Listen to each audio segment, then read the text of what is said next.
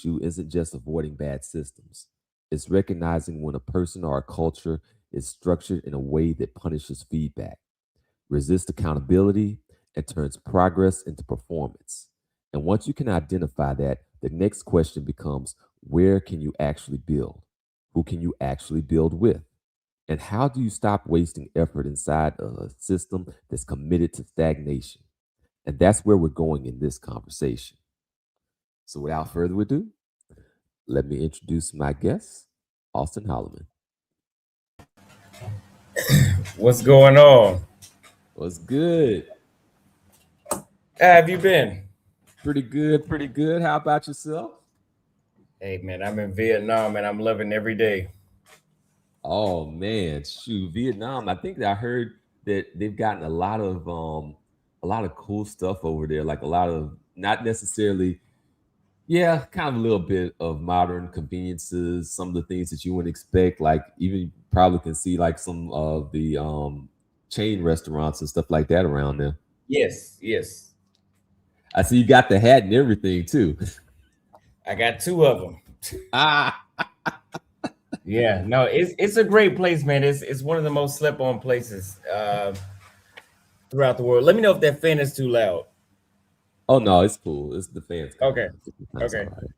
So uh your topic of today, can you relate it to me one more time? Because I we spoke about this before and I have a lot that I want to touch on this with.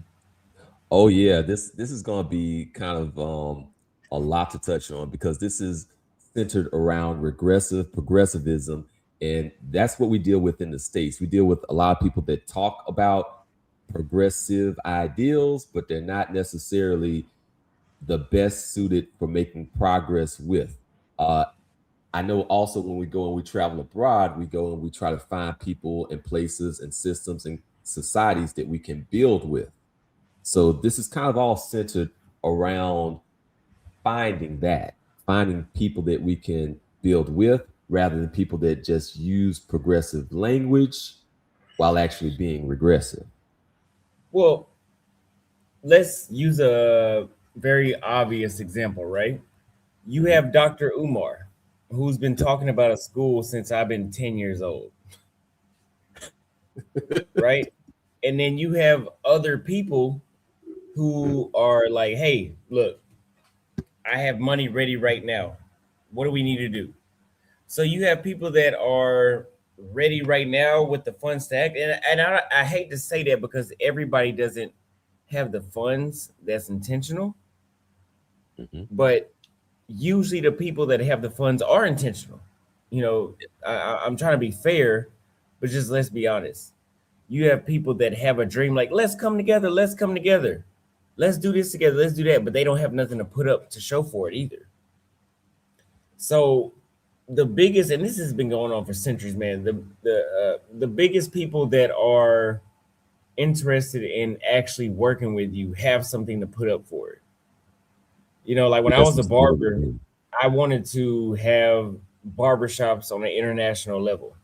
Ironically enough, I ended up becoming an international traveler, not for barbershops, but now that I have the knowledge, I can still do that. But if somebody would have came and said, hey, pay me $500, I'm going to teach you how to do that in every single country, I would have paid. We live in a pay to play world. hmm So everybody can do a whole bunch of talking, but to be honest, bro, on the honest tip, everything is about pay to play. You Yeah. have to pay to grab attention. So basically, that's what it looks like when we try to look into like these behaviors of what these people exhibit when they're just talking progressive and just rhetorically progressive, but not like actually progressive. The behavior you're looking for is they don't put skin in the game for real, right? Yes. Well, let me. I'm sorry to cut you off. Let me touch on this. So I've had plenty of dudes that said, "Oh, I work with rich people. Let's do this together. Let's do that together." But when it's time to actually do this project, all those rich people they were talking about that invest, they don't have the money to invest. So they're just talking.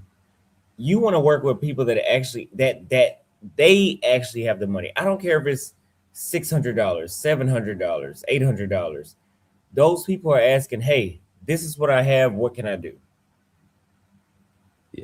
they're not selling you a dream like Dr. Umar.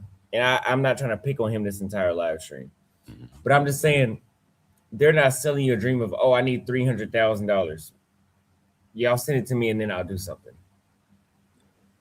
Yeah, and like the thing about it is like they'll use moral language to avoid accountability. So then like you'll kind of like you'll keep on feeding into it and keep on feeding into it because they're giving you all of those buzzwords and all of those different terms that push your buttons, you know? Mm-hmm. Well, it's just like this, right?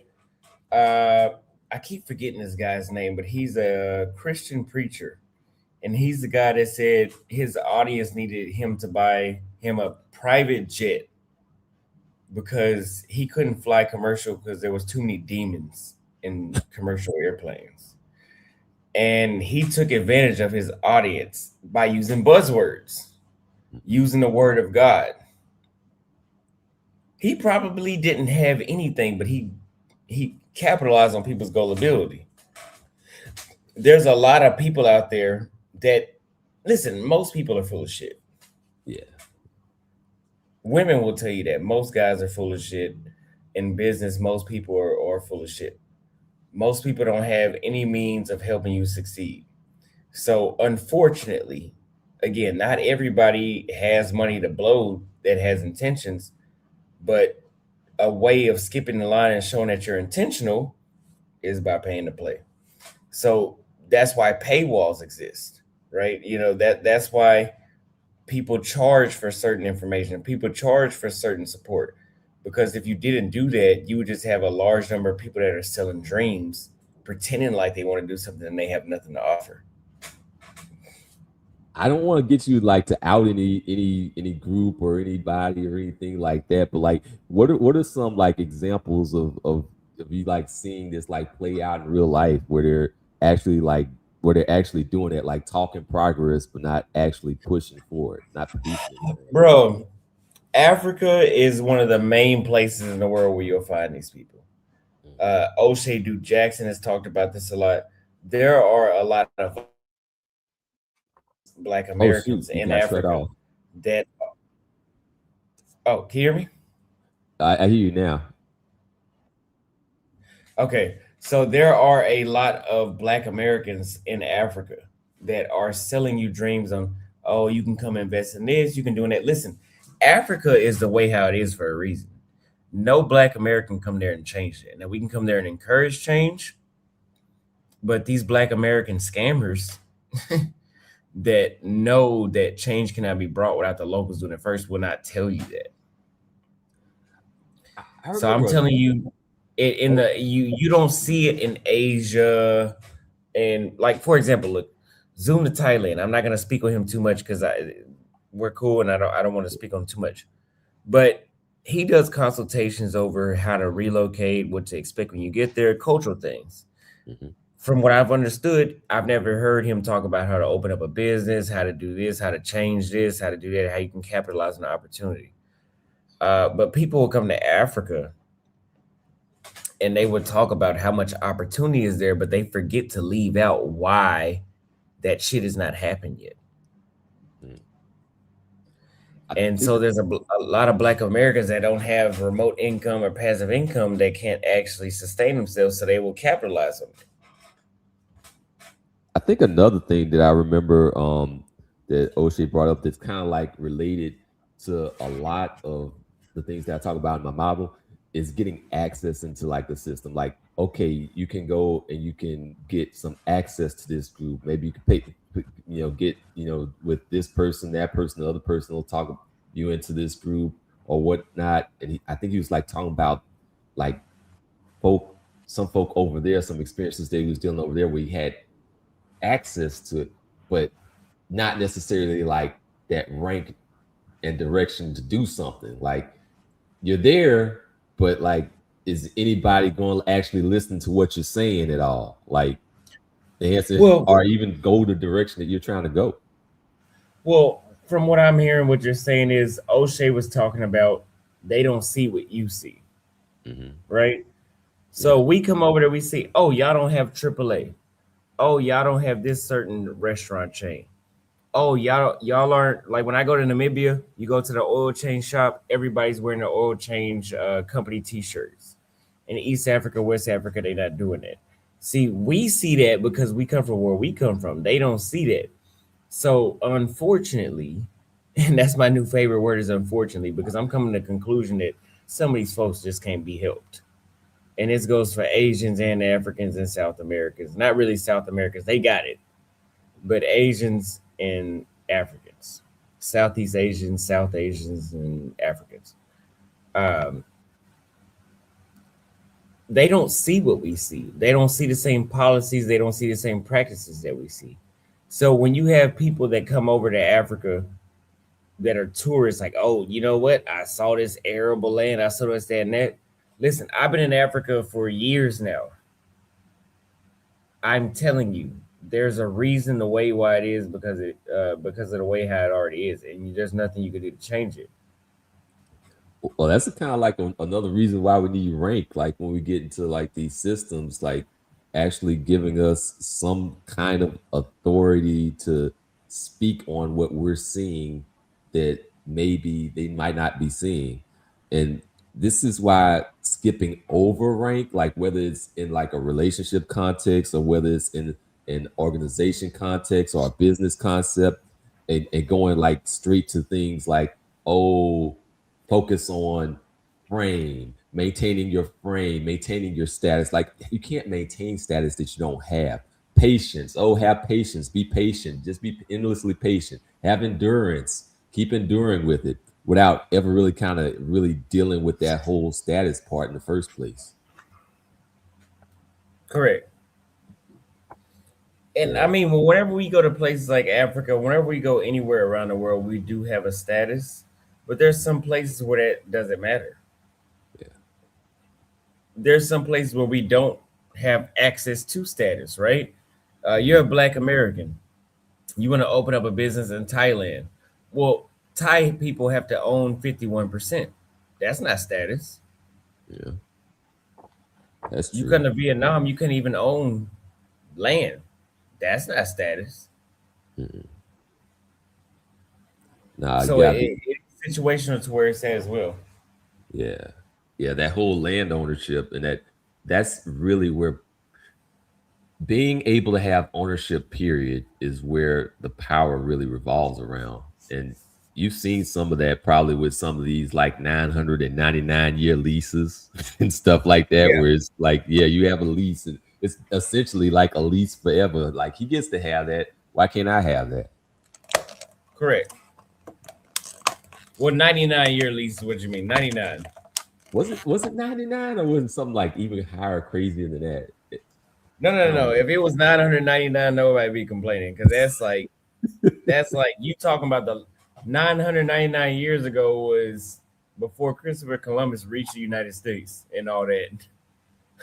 Yeah, So yeah, yeah, yeah. I know. No, no, I really do mean like that 900. 'Cause now I'm talking about like the way that certain corporations end up operating across the world. Like they'll come up with something like that and get that in certain countries because they had a clout to do really, so. Yeah. I didn't know that. It's like something like, I think I was hearing about like somewhere in Haiti or whatever. It's like one of like the cruise ships or whatever. You said Haiti. Yeah. Yeah. Oh, well, that sounded about right. Oh, shoot. Because I mean, you're talking about Haiti. Uh-huh. What else do they have left to offer? Because they've been destroyed by us. Yeah, they beat up on them. Like the world really did, the Western world really did a number on them and Yeah, kind of I mean, hid the that. United States occupied them. The Yeah, French had them paying debts back into the 20th century. that and then like if I can say it on YouTube, probably not like the deletion of leadership Yeah. over and over again. Mm-hmm. I don't get too off into a tangent, but so I'll get back onto the course. What do you think about sometimes ideology freezing direction instead of guiding outcomes? Like sometimes people get kind of stuck into the ideological side of things and stay there and stay stagnant and not actually make progress in any type of direction that we want to go to in terms of our stated goals because of that ideology.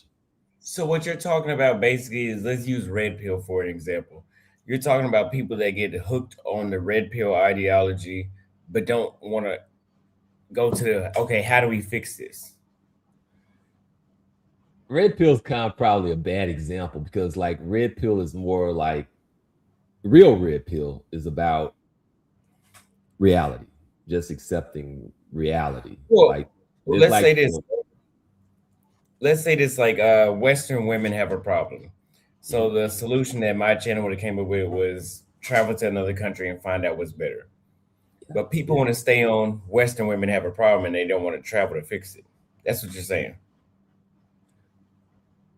something like that, something like that. Give me an example of exactly what you're saying. All right, yeah. So what I'm talking about is like say you have like an ideological perspective, like what's a good example? All right, like one of the ones where I played the clips where the ladies were talking about marriage and slavery. Now, we'll get to that. We'll get to that. But if you have that perspective that marriage is slavery, but at the same time you claim to be pro-black and about black empowerment, and you notice that the wealth is kind of boosted by having a a marriage or having two people working together, building together, and actually making their way through life, um, then you might have a direction that doesn't quite the ideology that doesn't quite fit the direction that you claim to want to be going in. So that's what I'm talking about.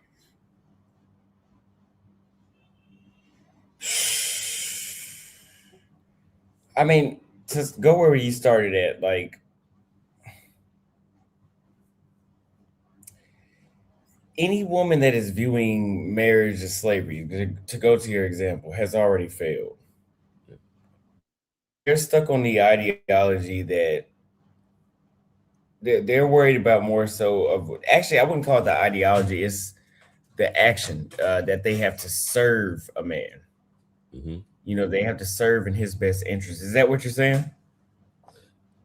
Yeah, I mean, so they took it a bit further than just the idea of serving a man, but like that's definitely probably like the core argument there that somehow marriage is service and that therefore service is slavery. Yeah. Yeah, and are any of those women married?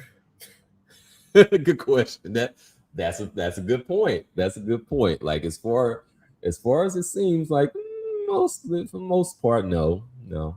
Because my girl is, I haven't married her yet, but I can tell you this: she says a lot of the right shit, and she doesn't say shit like that.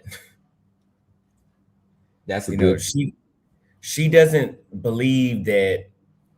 Like, I remember one day when we were headed to Nairobi and we were in the airport in Angola, and she told me, I listen to everything you say. We were arguing about something, uh, but she told me, I listen to everything you say, and I was like, damn,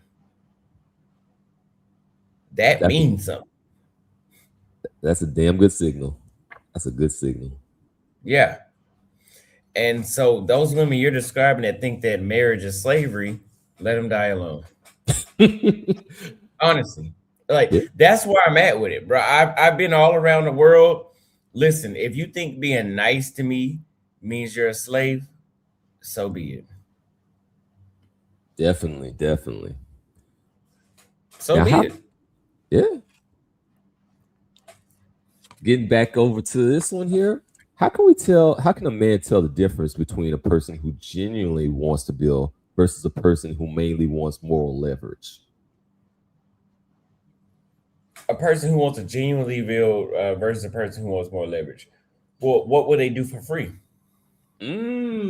That's a good one. That's a good one. What would they do for free, right? My girl, whenever I met her, we hung out. Her, Bobby, and I, and the other chick that Bobby was with, the four of us hung out. That's nothing. She stayed with me a couple more days. We hung out some more. Mhm. And then she called me. She said, "Hey, I want to take you to this one spot. I'm gonna pay for everything. No big deal. I have the money to pay for my own shit. I have the money to pay for my own food. I don't need her to buy me nothing." But that was like, okay, she's signaling to me she wants my attention.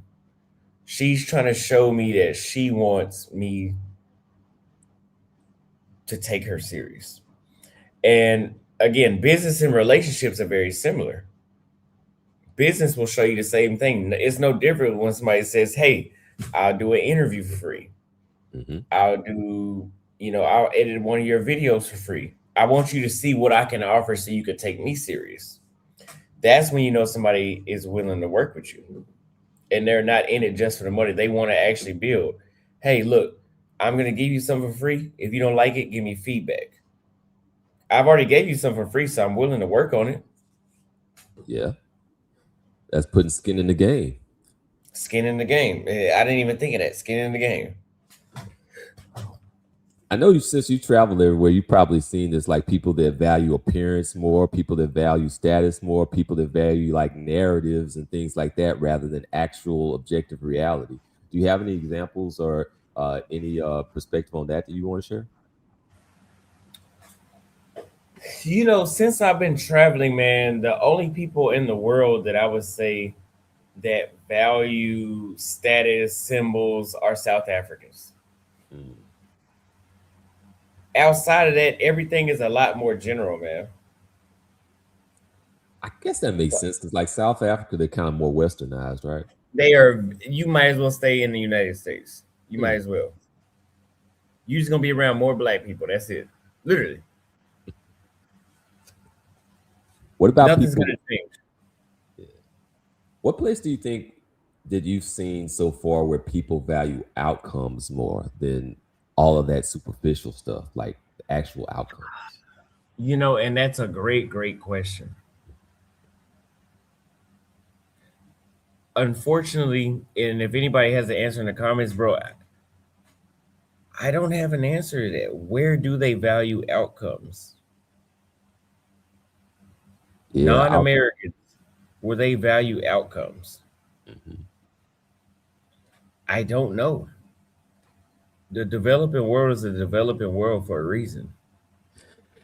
Yeah, man. I mean, like, there's that. Well, even in the States, we have a problem with that because when we think about like the core of our economic system, it's like fractional based lending. So it's all based on perception. Like you go and you get like you put your money in the bank and then the bank is loaning out money and stuff and it's like all based off of a fraction of stuff. You go and you get like silver. Do you really actually have silver or do you have like a bond or something that says you have the silver but then they don't actually have the silver in stock? It's all kind of like based on perception in a lot of different ways rather than actual reality. So i i Exactly. I get that that's a challenge, but you've been worldwide so far, though. Bro, You might. again, I think the majority of the developing world, bro, is a developing world for a reason. Like, let me just be very blunt. Okay. Like, like the more I live outside the United States, the more I see global issues. I'm becoming more and more pro-American. I'm just anti-American culture, which I've been saying that.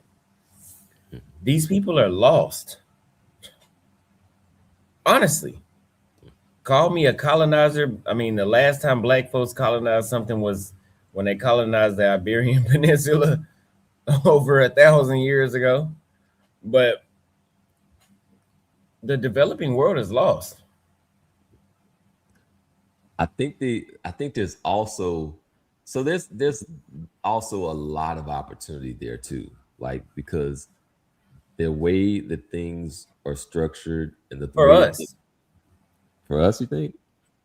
just for us, Mm, for us, and for the elites. Listen, I was not an elite in the United States, mhm. right? I was a regular guy, went to basic ass high school, dropped out of college. I was able to become a six-figure barber. Now, America is a land of opportunity where everybody has an opportunity. In Kenya, Brazil, Namibia, there's a small portion of people that can make a success story like that. Mm. And that's because you have destroyed leadership. Yeah. Again, I think I said this on the last interview. People like to complain about Trump and our version of leadership. Honestly, bro, Hmm. I would thank God for Trump before I thank God for any of these other African leaders. I think there's a reason for that, though. I mean, if the leadership is not on point and we're moving more and more to a multipolar world, and here's why we're moving more to a multipolar world, because, like I kind of mentioned this like before, maybe I think money isn't actually real. Like it's a proxy for something else. And when you go and you look at like the actual resources, like the resources themselves, you go and you look at China used up a lot of its natural resources, like to the point where like 60% of its water is even usable. Like they got like the same water resources that freaking Saudi Arabia has now. Like they have issues. Like we keep acting like they can have endless and endless growth, and they can't. America is on kind of a little bit of a decline as well, because and has been doing so for a while now. Like we're not at the peak that we were. No peaks last forever. Eventually, you have to come down from the peak. That doesn't mean that you go to the bottom, but it does mean that you come down from that peak. And that's why we're a part of why we're moving, in my opinion, to a multipolar world. And bad leadership only just kind of stagnates that process a little bit, maybe slows it down, but we're still going to get there. Well, let's be honest. I did a live stream about this, not about this, but I was talking about this. In order for somebody to stay on top and to make it to be number one, you have to exploit. The United States has become so liberal that exploitation is no longer accepted, right? Mm. Look at how many people spoke out against Vietnam. Look at how many people spoke out against the war in Iran. Well, listen, honestly, if you want your US dollar to stay strong, if you want the iPhone to be made in China rather than the United States, you understand that the United States has to do these things. In order for somebody to be number one, somebody has to be stepped on. Name a time when that has not happened. These same places that we're stepping on have stepped on other people. The Chinese have stepped on millions of people. The Hmm. Japanese were the most recent colonizers. The Persians, that are our number one ally, apparently, I didn't get that memo until recently, they colonized people. You know, the Ottomans, the North, we were cheering for Gaddafi. Okay, well, his ancient country also stepped on other people. This is human nature. And so whoever takes the number one place has to step on somebody. So if you want your country, United States, to be on top, you have to step on somebody, unfortunately. Yeah, you got to step on somebody and you have to look like the good guy while you're doing it. The Roman Empire, they didn't become the empire by trading. They became the empire by killing people. Yeah, it's power. The Ottoman Empire took over Constantinople, which is now known as Istanbul, by killing people. Yeah. That's so. All right. Now, the thing about this though is like, if you make it too overt, then you kind of like lose a little bit of credibility, a little bit of status. So then once you get there after doing all those things, then you try to put up all this moral language and all these frameworks where everybody kind of agrees to like your civility, while in the background you're actually not acting civil. That's how kind of how we got to some of those three-letter organizations doing all the different things that they did to usurp competent, practical leadership in certain places. I framed that well to avoid them sniping me, I think. I mean, and that's one of the crazy parts, right? Like you have the United States, you have Western countries France, Britain, Belgium. A lot of negotiations are held in Belgium. Hmm. You know, and Belgium was the same country that hosted the genocide in the Congo. Yeah. So I can agree with you. It is ironic that these places fucked over everybody, and now they're teaching about human rights. Yeah. It's Honestly, hmm uh, they have more of an authority to teach human rights than the Persians do and the Arabs. We can debate that. on on kind of like a side note, this kind of harkens back to, like, I remember one of the ones, one of the videos you did where you kind of hinted at the, not just hinted, but expressed the point that a lot of these trees that we think are real aren't necessarily real. They're more along the lines of like their agreements. It's not like something that's like set in stone, delivered by God Almighty or something like that. It's just something people wrote down and said that they How agreed about the with. UN? Yeah. Yep. The UN and ICC. So the ICC is an international criminal court. Look up how many people they've arrested. Very, very, very, very few. There are thousands of war criminals around the world. They probably arrested 20 Yep. because they have no military to enforce those. They don't have any enforcement. They just write down a sheet of paper. Hopefully we'll get them one day. The UN. The UN, 5 nations have to agree: China, Russia, the United States, Britain, and France. The 5 nuclear powers after World War II in the mid 20th century all have to agree. How are China, Russia, and those other 3 powers going to agree on the same thing? They're not. It Mm-mm. was set up by design to fail. Those are for show. Mm-hmm. The UN sat in on the Sudanese genocide, the Rwandese genocide. They did nothing about what happened in Myanmar. They did nothing about what happened in Kosovo. There's a lot of shit that they watch. The UN is good, as I always say, for writing down on sheets of paper and sending out vaccines. There's a saying, like, I guess in the pickup artist lane, where they start talking about like social proof. Like, say you might go out with a group of guys and you're going out there really in that group for social proof. It's like, do y'all actually like really like kick it like that for real, for real? But like, but then if they're like in the circle, then it makes it look good because there's more people in it and all of that stuff. And it's kind of more Well, back to that appearance thing I was talking that we were talking about before. well, let me ask you again. What has the UN done? Watch, advise. I've seen videos. You guys may know about private military contractors, Hmm. right? These are war for profit soldiers. Yeah. These soldiers are more effective in the Congo than the UN soldiers that are there. Mm.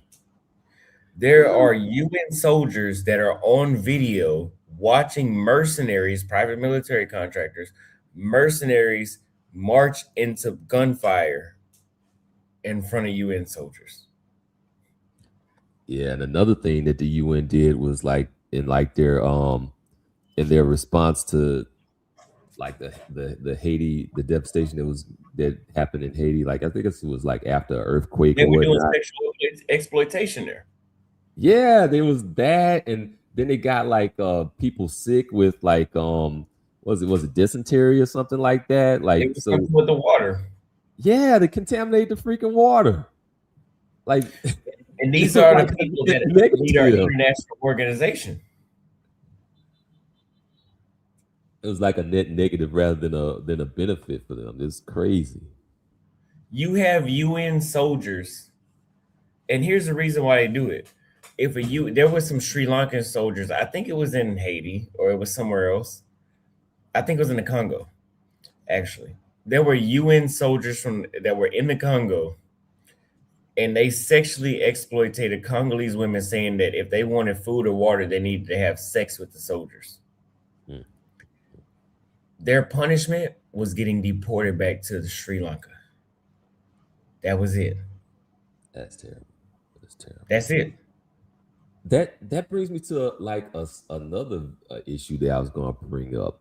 Like, so we see that apparently with the UN, we see apparently here with certain organizations or certain parts of communities in the United States where we'll have communities that punish internal critique more harshly than they punish out external critique. Like Be if you say specific. something inside the group, then that's a big problem. Then you're being anti-unity and you're, destroying the community by pointing out, hey, I think that we want to go that way, not this way. But then if it comes from outside, then it's all good. Give me an example of that, because I got a feeling I know exactly what you're talking about. Give me one example of that. Hmm. Okay.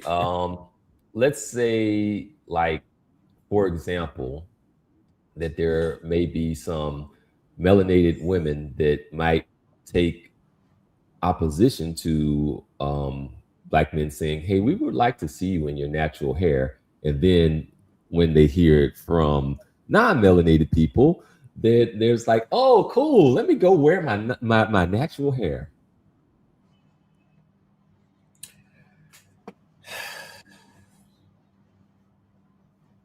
And I've spoken about white worship. Mm-hmm. That's basically a form of that.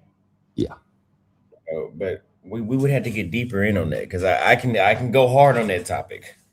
That's a Uh, whole that's a whole that's a whole entire other like topic. That's what I'm saying. That's a 5 hour whole other live topic. stream. That's a 5 hour stream. Yeah, I've done interviews with other people about that.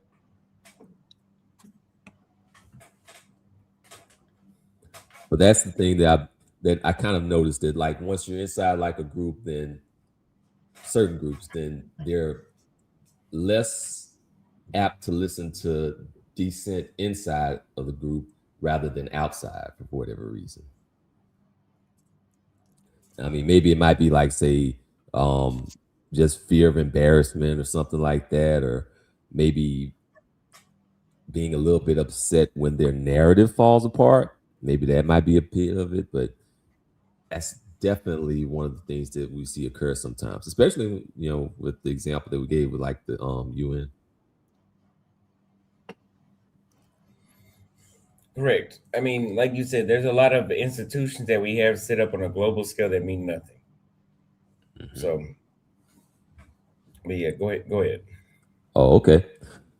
Do you think there's some people that would rather preserve appearance rather than actually trying to solve problems, like just the appearance of morality rather than actual real progress? This is an American mindset. Mm-hmm. There are plenty of us that want to look like, and I spoke about this actually earlier today in my live. I don't want to sound like I'm beating a dead horse, but the credit system is what fuels this mindset of I look like I'm right. Oh shoot, the credit system we have here. Yeah, everything is based off of credit. Like even I look like I'm housing. right. I look like I'm right, right? So I want to go to Malaysia, back to Namibia to meet my girl's parents, back to the United States. All those plane tickets alone are about $3,000 to $4,000, $3,500 to $4,000. Airbnbs, places to stay, we're looking at like about 6 G's all together. Spending money, about 10 G's altogether, right? Ooh, But if I have a credit card or if I have Klarna, that 10 G's, I can buy all that at once for like 2. So you'll be all on Instagram bouncing around like a ball from each individual country, looking like you're really living it up.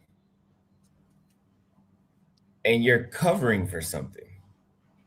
Yeah, it's like wearing clothes, putting on those nice looking clothes or whatever, but like what's underneath those clothes?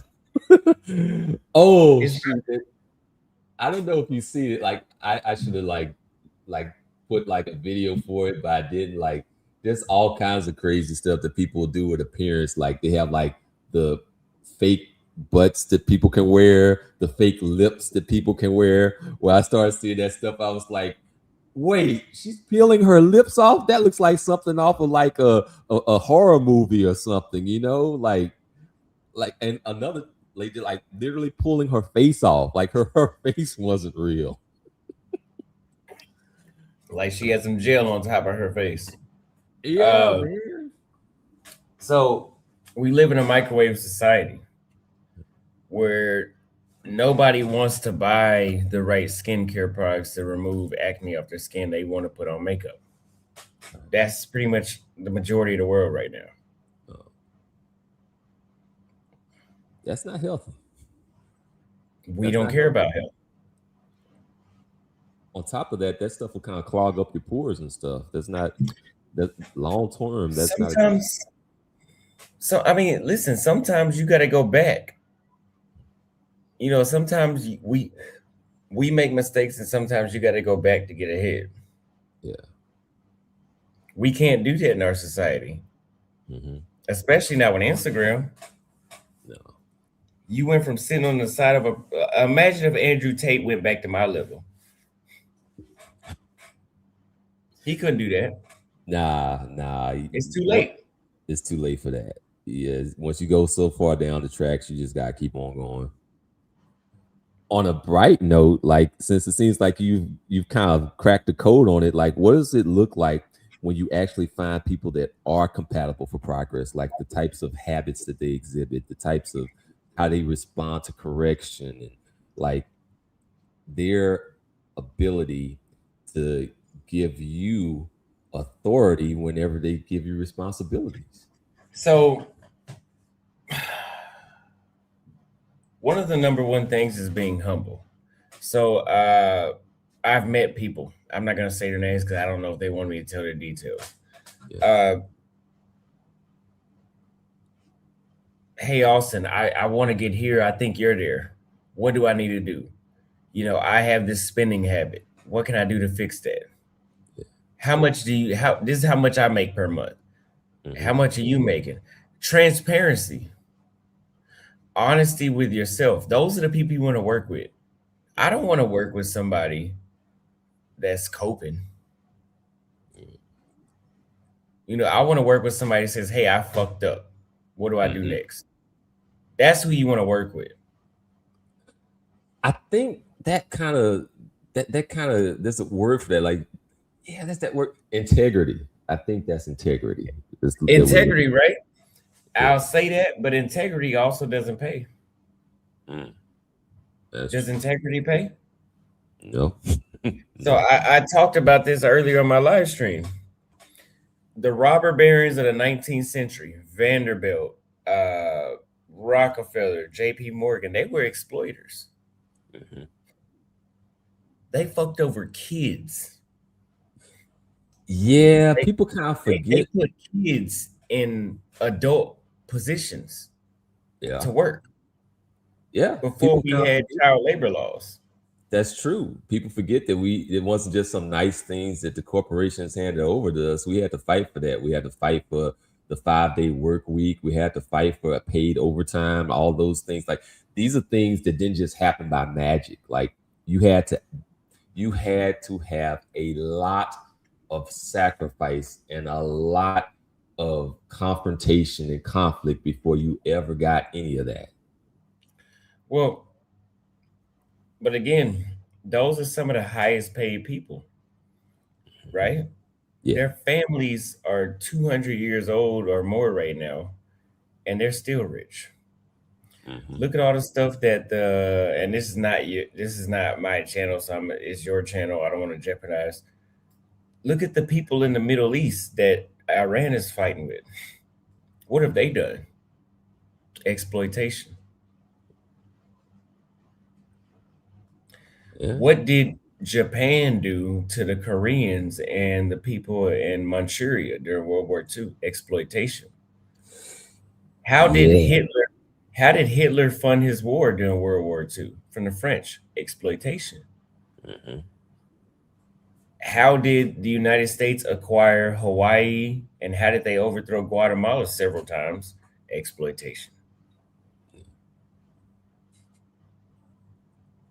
What was Yeah. colonization?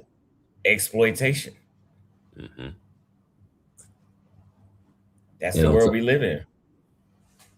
I think on top of that, though, like after that initial physical push, you had to have something psychologically indoctrinating the people to continue that system of exploitation. Like you can't We just, call that white worship.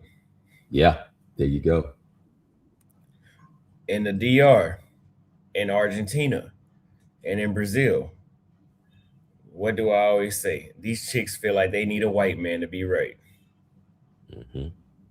That's part of the exploitation. Because Argentina had a 40% black population whenever they liberated slaves. Today they have less than 1%. How did they do that? Well, some people like to say, oh, they put the black men on the front lines during the war. Didn't that many of them motherfuckers die?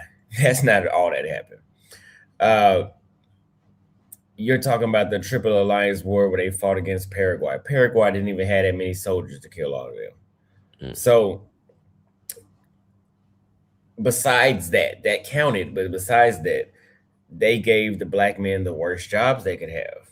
So women, depending on resources, well, why would she marry you if she gotta live in the shithole? She's gonna Yeah. go with the white Argentine. For you know what they bred out. That's Hmm. exploitation. Yeah. They should And have that got. lives today.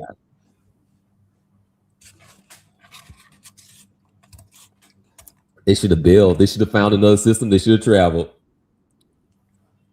They couldn't though. True. True. Speaking of places, like, are there any places that stick out in your mind where they're open to critique without treating it like disloyalty? Without treating it like it's royalty. Like disloyalty. Like, are there any places that are like open to critique?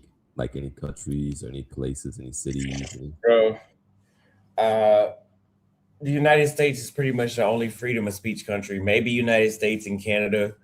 Uh, and this is what I tell people: our best bet is North America and Western Europe and Australia. Go to China talking shit about their prime about Xi Jinping. Go to and I don't want to get too deep into this. A lot of Black Americans keep posting these photos of Malcolm X. Go to Iran and critique their leader. See what happens. See if you like living there. Oh, well, the United States is just judging them wrong. Go critique their leader then.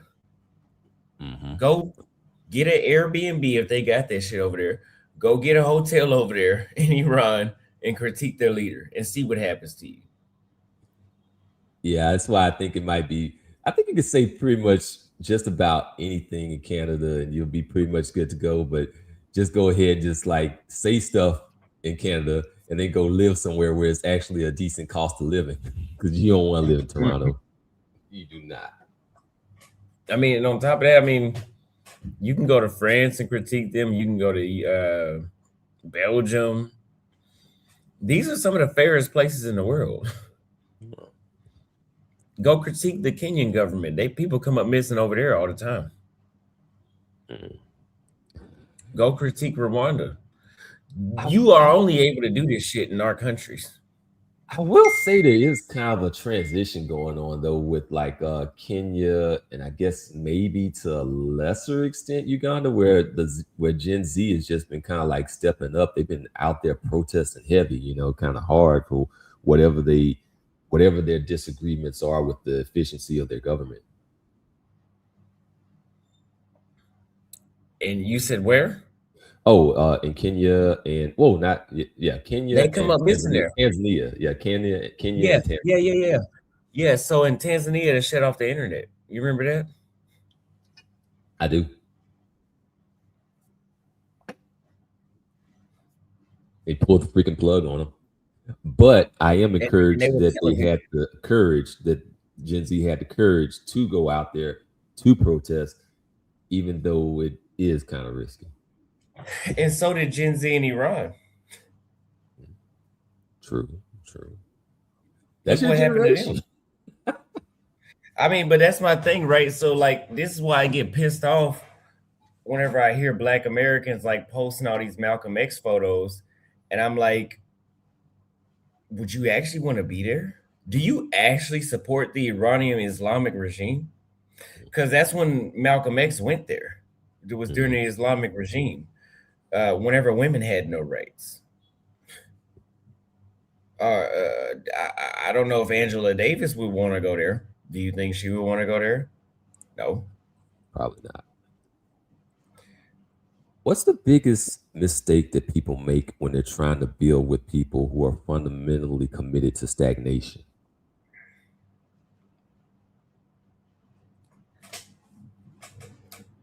What is the biggest mistake that people commit whenever they want to build fundamental stagnate? Whenever they what? Whenever they want to build with people who are committed to stagnation. Let Meaning, me but hold that question really quick. Let me respond to one of these ridiculous comments, oh, and I'm not going to get us too much energy after this. Yassine, whatever this crazy ass name is, says that last time I checked, Iran never invaded any country or started any war. There was something called the Persian Empire. It went past modern day Iran, and they had black men as slaves with no penis or testicles. Go look it up. I remember you had like a picture that was wild. And if you, and for all you black Americans that want to defend the Arabs, don't worry. In Saudi Arabia, less than 80 years ago, you would have been over there with no penis.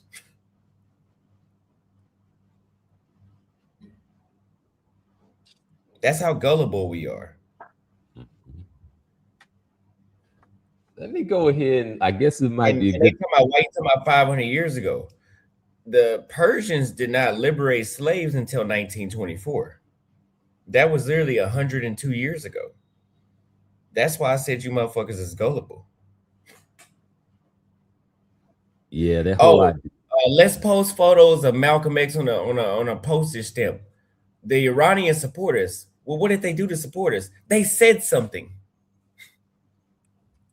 They said that we were oppressed. They didn't send us no money. They didn't send us no weapons. They didn't do nothing else but say something. And now they are leader.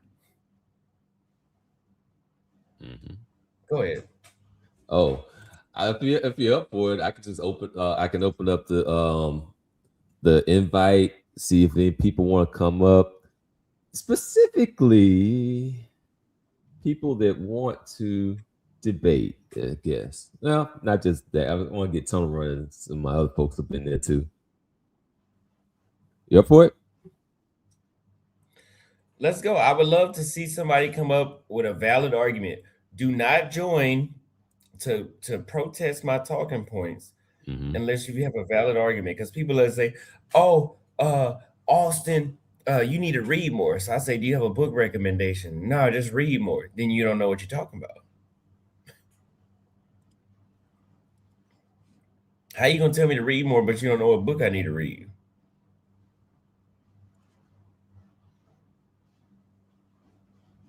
And pin it over there too. Dang it, missed it. The chat is moving so fast. I'm not getting a chance to put it. Anyway, it's there. It's there in the Black, comments. I did a video last year where I talked about how Angela Davis was invited to the Soviet Union and that the Soviet Union helped spread feminism's influence throughout the United States. And black folks back then were like, "Oh, the Soviets support us." No, they don't support y'all. The logic is the enemy of my enemy is my friend. Let me be a little more blunt. They're not nigger lovers. They don't love y'all. They don't love us. I'm sorry, they don't love us. It's just that Angela Davis lived in a time where she was in opposition to the US government. So why would they not invite her to cause more instability within the United States? There was actually a point in time that actually made things possible for moving a lot of progress for Black people. Like all of the civil rights legislation and all of the actual implementation of all that stuff kind of hinged on the conflict between the US, the Western capitalists, and the Soviets. Like there were there's a reason why, because there were people, brave people, that were pushing for rights the whole time, all during Jim Crow. Like people that came back from World War II, people that came back from World War I, people that had military training, people that had courage, and people that wanted progress for their people. And they were simply exterminated. Just Well, but let me tell you something that I thought about today. Right now, I'm in Vietnam. Mhm. And I asked my subscribers, why do they not speak Vietnamese in Laos, Cambodia, and Vietnam? Why? Why don't they speak Dutch in Indonesia? But let's focus on Indochina, Vietnam, Cambodia, Laos. Do you know that all three of these countries were communists? Well, guess what? The communists were the opposition to the United States. The United States was part of the Western powers. The Western powers, which were France in this area, made it where these countries had to learn their language. That's why Kenyans speak English. I can guarantee you that if Kenya was taken over by the Soviet Union, they would not be speaking English because the Soviet Union wanted to play the other side. And they said, hey, y'all can keep y'all's language, work with us. Yeah. That's how it works. I see a lot of people saying that they want to pop up, but I don't see them popping. They gonna do a whole lot of talking. They ain't got nothing to talk about. I'm ready. Because these dudes love Iran. Meanwhile, if you go back, listen, I told y'all already. I went to an Iranian's house in Kenya. She had a Kenyan slave. This was 2024. So you better believe 100 years ago, 102 years ago, when this shit was legal. All you Iranian lovers posting these Malcolm X stamps. Kathleen Cliff, is this the guy? Hold on, let me see. This dude is a propagandist. Hold on, Kathleen, because if he's the guy, hold on. Kathleen Kiever, he's talking about a black chick. She went to North Korea. She lived there. Okay, and then what? She was a black activist, and she went to North Korea when? Let's see what she went to North Korea. She went to North Korea in 1970, 2 years after the civil rights. Black people were an enemy of the U.S. government at that time, correct? They weren't a friend. So why would the North Korean, here's my, I was about to say something crazy. We want motherfuckers to love us so bad. That's my issue. Now, y'all done fought for civil rights, to get the right to vote, to get the right to own a bank account, to get the right to walk on the same sidewalk at the same time as a white man. And then y'all go over and defend Iran, where women can't even walk around without a fucking hijab.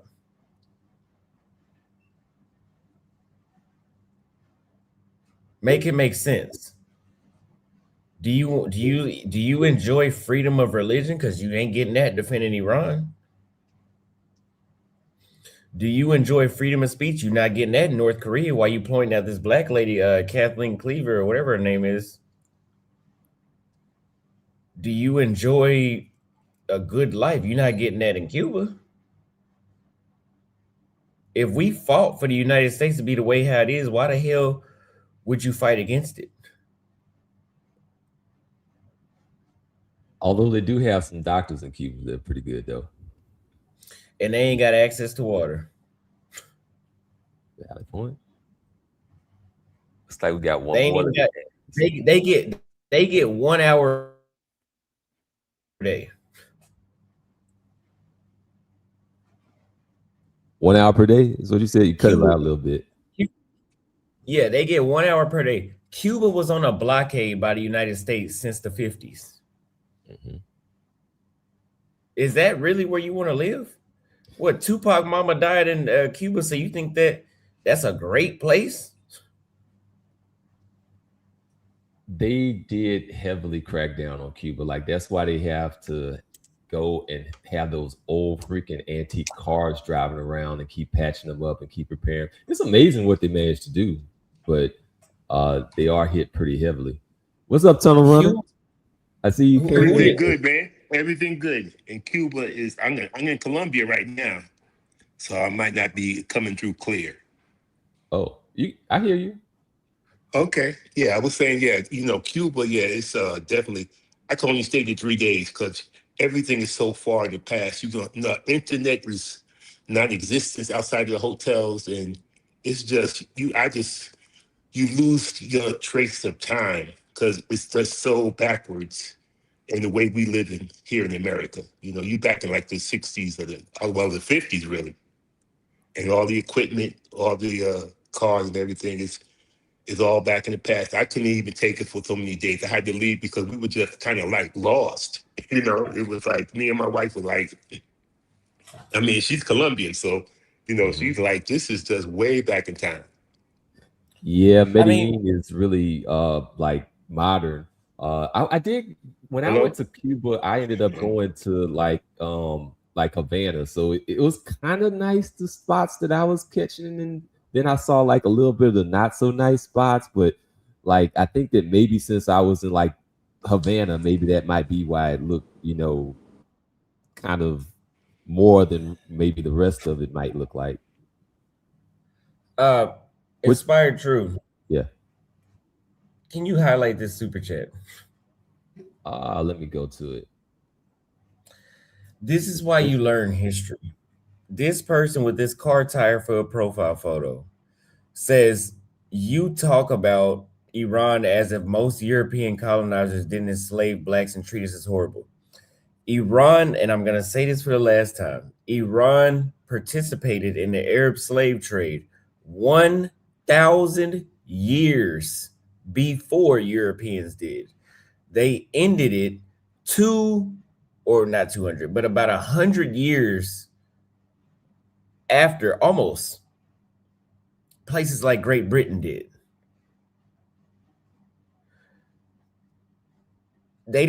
Persia did not end slavery until 1924. So you're defending people that probably would have had your great grandfather without a dick. Well, you wouldn't have had a great grandfather because he would have been able to use it. Oh, well, yeah, that part. Yeah, yeah. They wouldn't even know you. So again, everybody knows that Europeans enslaved people. That's all they teach you in high school. We all know that. They don't teach you about Istanbul being a slave post. They don't teach you about Tunisians enslaving people. They don't teach you about the Moors enslaving colonizing the Iberian Peninsula.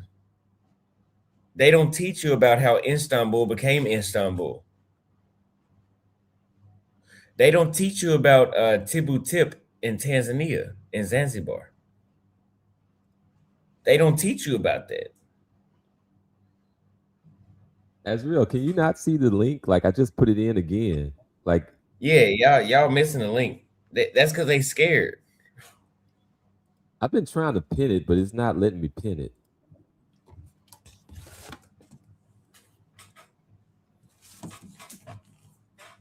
Some strange, weird reason it won't let me pin. But it's in there. It's in the chat. I got another person asking where's the link. Everybody's asking where's the link. All right, let me do this. Since you're not able to see the link in the chat, I'm just gonna put it on the screen. You see it on the screen? I see it on the screen.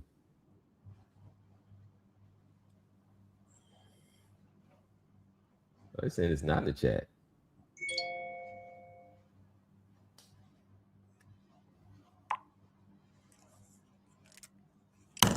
Drop the link. They scared. They know. They see the link. They scared. That's all it is. They are scared because they know that I know my history and they don't have nothing to say.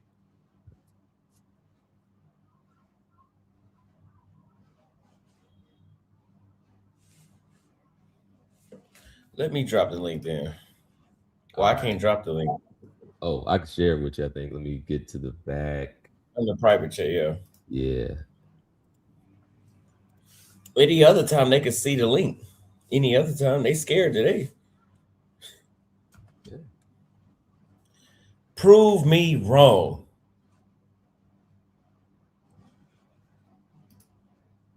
And stay on topic. You know, that's really my main issue. These people love to be like, Austin, you wrong. And they'll get up here and start talking about Malcolm X. Ain't nobody said Malcolm X's name today. Stay on topic. The current, and here's another surface level understanding of geopolitics. The current Iranian government rejected all oppression of blacks or Africans. Listen, the reason that they did that is because they don't have no fucking leverage. I can guarantee you if Iran had nuclear weapons in a military like the United States, they would not be rejecting slavery. But they realize they don't hold no weight. So they got to hold on to something. Okay, well, black people with this Palestinians, that's what they doing. I think the thing that bothers me, I think, and I guess some other folk that kind of in similar spaces, is a lot of mission drift. Like, so you'll get into something that's black empowerment, and then you'll end up off on a whole sequitur here where you're talking about somebody else's alphabet rights while they're in Iran or something like that. You know, it's just it gets away from the core mission of like your individual group, where you're trying to just kind of put this thin veneer on it as if it's coalition building when it's just mission driven. Well, here's my issue with black folks and Rundown. Whatever his crazy ass name is. Can I ask you a question, sir? And I already asked you this. What has Iran done for black people?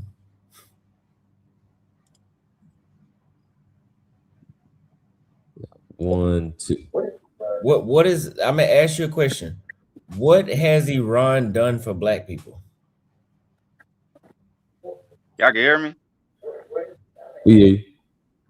What has Iran done for black people? That's the wrong question to ask. What has Iran done for black people? That is the wrong question to ask. Why is it the wrong question? We are not living in Iran. Iran has no obligation to do anything for us. So why are you defending them? The reason why I am defending them is because the Iranians and Black America have the same enemies. Oh, so you're taking the enemy of my enemy is my friend approach. No. Of course. So, wait, no. You said the Iranians that live in America? I'm speaking about the Iranians that live in Iran. Okay. They have no obligation to do anything for Black Americans. And we're not Iranians, and they are not Americans. And they haven't done shit. Which is still the wrong question. They have no obligation to do anything for us. Do we have an obligation to do anything for them? No. But we also do not have to support what people who have done to us is doing to others. Sir, I'm not saying we need to go to Iran and fight against U.S. forces or might as Israeli well. forces. You No, might we as don't need to well. do that. You We might don't as need to do well. that. But what we also don't have to do and should not do is support MAGA and the Jews in what they're doing to others, because they've done it to us. And the longer we stand, go ahead. No, Go ahead. Before, why are you laughing? Before came around. I'm Before waiting. you came around, I mean, before. Right. Okay, wait. Before MAGA came around, before Trump, Yeah. before Ronald Reagan, we had an issue with Iran. Some people say, "Oh, we had an issue with Iran because we put the Shah in there." The reason we put the Shah in there is because we had an issue already. And okay, and what was that issue? We didn't get to exploit them. We didn't get to exploit them. Not And black people. Black people were not trying to exploit Iran. Black people, that had nothing to do with black people. That was the conservative right white people. Okay, so black people have, what's that? No, at the same time, while we were trying to overthrow Iranian's government before and install the Shah, black people were in Jim Crow, and then we were getting ready to fight for civil rights. Okay, now we got our civil rights. Guess what? Our best in are you American? I am. Your best interest is not to defend Iran. If you want your US dollar to, do you want your US dollar to have the same value as their currency? I don't think so. But if you keep defending them and you want them to win, you might as well go move over there. Yeah, the whole thing about the money, like the money is kind of like tied to kind of resources ultimately. So listen. If the part of the reason that the United States has always wanted influence in Iran is because of the Strait of Hormuz. You see now that the United States is battling for the Strait of Hormuz. Iran can cut it off. And now, when I was in Sri Lanka, we got lines for gas. We got gas going up in the United States. That's the power that they have. So the United States has been wanting to take control of that. The US dollar is strong because we go around and murder motherfuckers for it. Yeah, it's power, straight power. I've got a counter for that. I've got a counter for that argument. If you want to post Malcolm X bowing down to Buddha or whoever the fuck and doing all this other shit, go right ahead. I have a counter for that argument. Have we not survived the last 50, 60, 70 years without control of that strait? We don't need to take over another country to be able to live comfortably. Yes, we do. Yeah. I mean, were we not living comfortably? Were you not spending the last hour speaking about how great America was before this war? We were living comfortably, as you said. Okay, before we bombed Iran, we had already fucked over Cuba, we fucked over Brazil, we fucked over Chile, we fucked over Hawaii, we fucked over Guatemala, we fucked over Nicaragua. Like, this is how we are the United States. We're not buddy. That's not how you come on top. There is no nice guy in this world. That's why we were talking about status maintenance. Like this that you're seeing is a part of status maintenance. You have to maintain that status. Still, I do want to get another counter to that argument. Japan. Let's take Japan. Let's take South Korea as examples. They haven't had to screw over or take over any of those Middle Eastern countries as we have, but yet they have very high standards of living. Stop. No. Switzerland is notorious for being neutral. Stop. You brought up Switzerland too. Yes. Okay. All these nations never had to engage. Don't flood the zone. Let Austin answer that one before you add more. Japan enslaved the Koreans less than 100 years ago. You ever heard of the rape of Nanking? That happened. They fucked them over. They fucked over Thailand, surrendered to them. They fucked over Papua New Guinea, Indonesia. What are you talking about? They fought those. They've had those wars, Korea and Japan. Yes, they've been fighting for centuries. And the only However, reason we got stopped was because we dropped a bomb on their ass.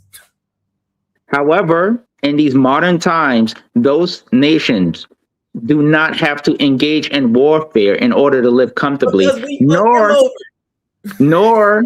nor do they have to rely on bombing the Middle East to obtain their oil. And there's some of Because the they can't. most. Because Japan cannot. They couldn't bomb nobody because we disarmed them. Right, Yet they right. still live comfortably. So if Under Japan can us. live comfortably Under without our bombing rule, someone, why under can't our we? supervision, under our supervision, Japan was able to become Japan that we know today. We bombed them. We killed 200,000 of their people, and we took away their military the same way we did Germany. Who else did you bring up? You brought up Again, if another nation can become powerful without being an aggressor, why can't the U.S.? Does Japan have nukes? Yes. No, wait, do they? No, Japan does not. No. They are not powerful then. All right, but they're living comfortably. They're a highly developed nation. As a So vassal. if Japan, As a vassal. are they not a developed nation? Yes, they are, right? They don't have to be the aggressor. They were. That's what I'm saying. They literally fucked over millions of people before we fucked them over. I get that. Yes, that is true. However, in these modern times, you don't need to be an aggressor to have a developed society. So, okay. So if the United States didn't bomb Japan, what do you think they would have kept doing? Be nice guy? They would have stayed in their influence in Asia, and America would have been not affected.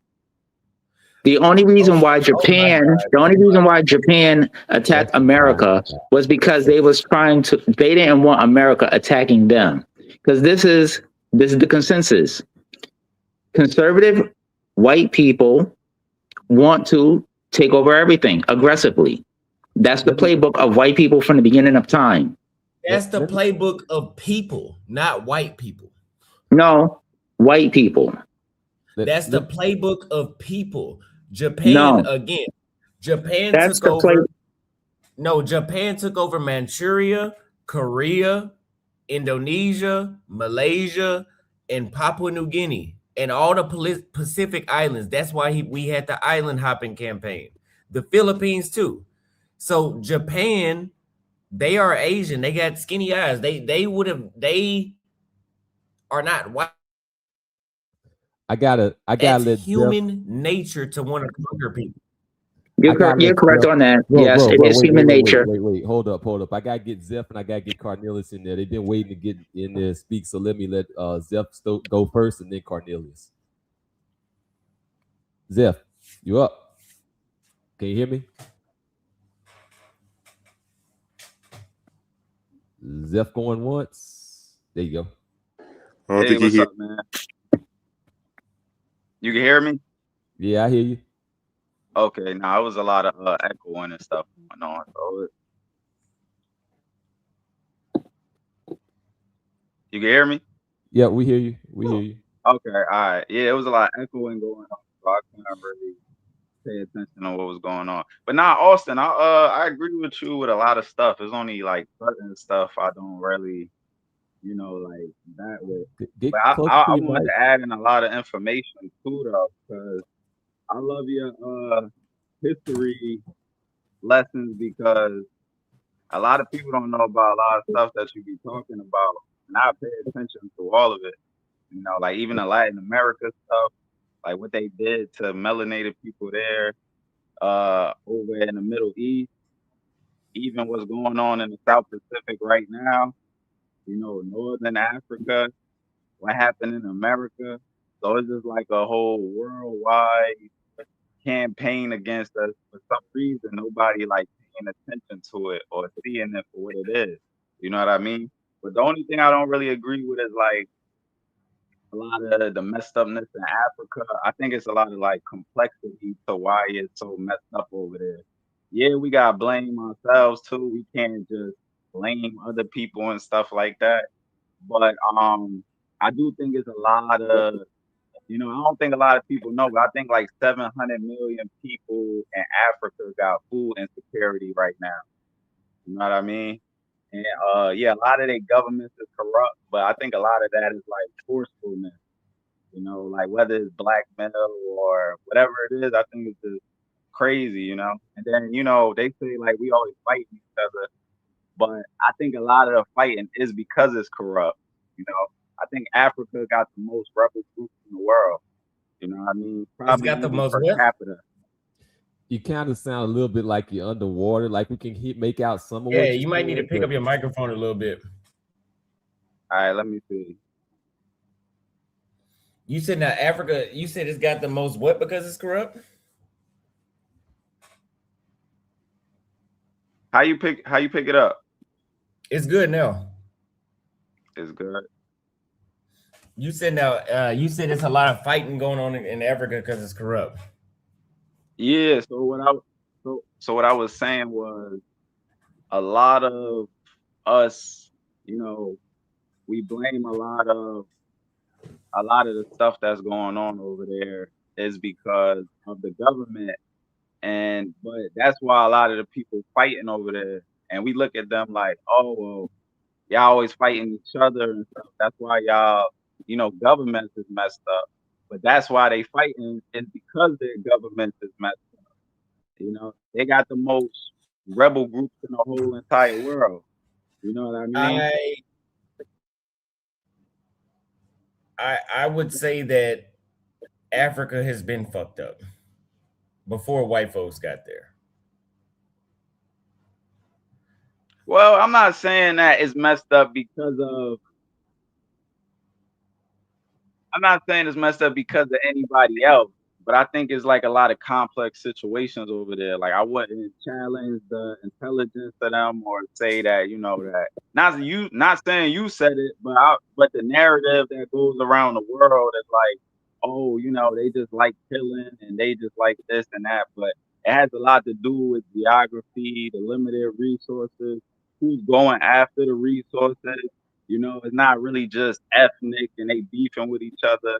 It got a lot to do with colonization also. You know what I mean? Like Namibia, 200,000 people got genocided. In Tanzania, 300,000 people got genocided.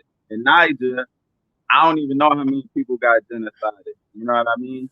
So it's just been like genocides all over the place. And Congo had 10 million to 20 million people that got genocided, you know, and they had slavery, like real life slavery. They was getting chopped up and all types of stuff. And we seem to like just throw all that out the window and be like, oh, they're supposed to be rich and they're supposed to be doing well and they're supposed to be like, you know how many countries is in Africa right now that's trying to get their resources, that's trying to corrupt their presidents and all of that? That's part of human nature, though. No. I'm not saying it's not human nature. We agree that all humans, they do stuff to be on top, right? But who are the humans that we gonna be on their side for them to be on top? Who are we gonna stand behind and be like, no, I want these ones to be on top? You get what I'm saying? We section off into like countries and nations and borders that we didn't create. We letting other people make our identity based off where they put us. So it's like you grab a bunch of people in the family, right? And you're like, I'm gonna drop you off over here. I'm gonna drop you off over here. I'm gonna drop you off over here. And now y'all been there for generations. And now when y'all see each other, y'all like, oh, I don't know you. So I'm gonna fight for the person that dropped you off there. You get what I'm saying? No, I'm gonna take over the area. I'm gonna take over the area where they dropped me off at, and then I'm gonna help all the other people that got dropped off in the other area. Okay, so again, like I always say, Africa is the way how it is because of Africa. The colonization shit is played out. Okay, I've lived in Africa. I still live in Africa. It's not white folks. It's a cultural thing. I mean, if you go look at what the white folks wrote down, they talked about how they were able to get the Congolese Empire, or the Empire of the Congo at the time, to sell their own people. some shit that they still do today. So this is in them. Austin, man, I thought we was talking about Iran, bro. Would not he brought it up? I can go on both sides. Hey, Austin, Austin and Inspired Truth. I just want to say thank y'all for y'all time, though. I just wanted to drop how I think. I'm not here to try to make nobody like believe what I believe in. That's not the type of person I am. I just tell people my perspective and do stuff like that. But I appreciate y'all letting me on. And like I said, I agree with a lot of stuff you say. You know what I mean? It's just a little bit of stuff I'm like, nah, but that's human beings. We don't all agree on the same thing, but that don't mean like it's any issue or anything like that. You know what I mean? Well, I respect you at the end of the day. And I get back in touch with you whenever. But thank you. Well, let's say this before you go. And then you can go after this, I guess.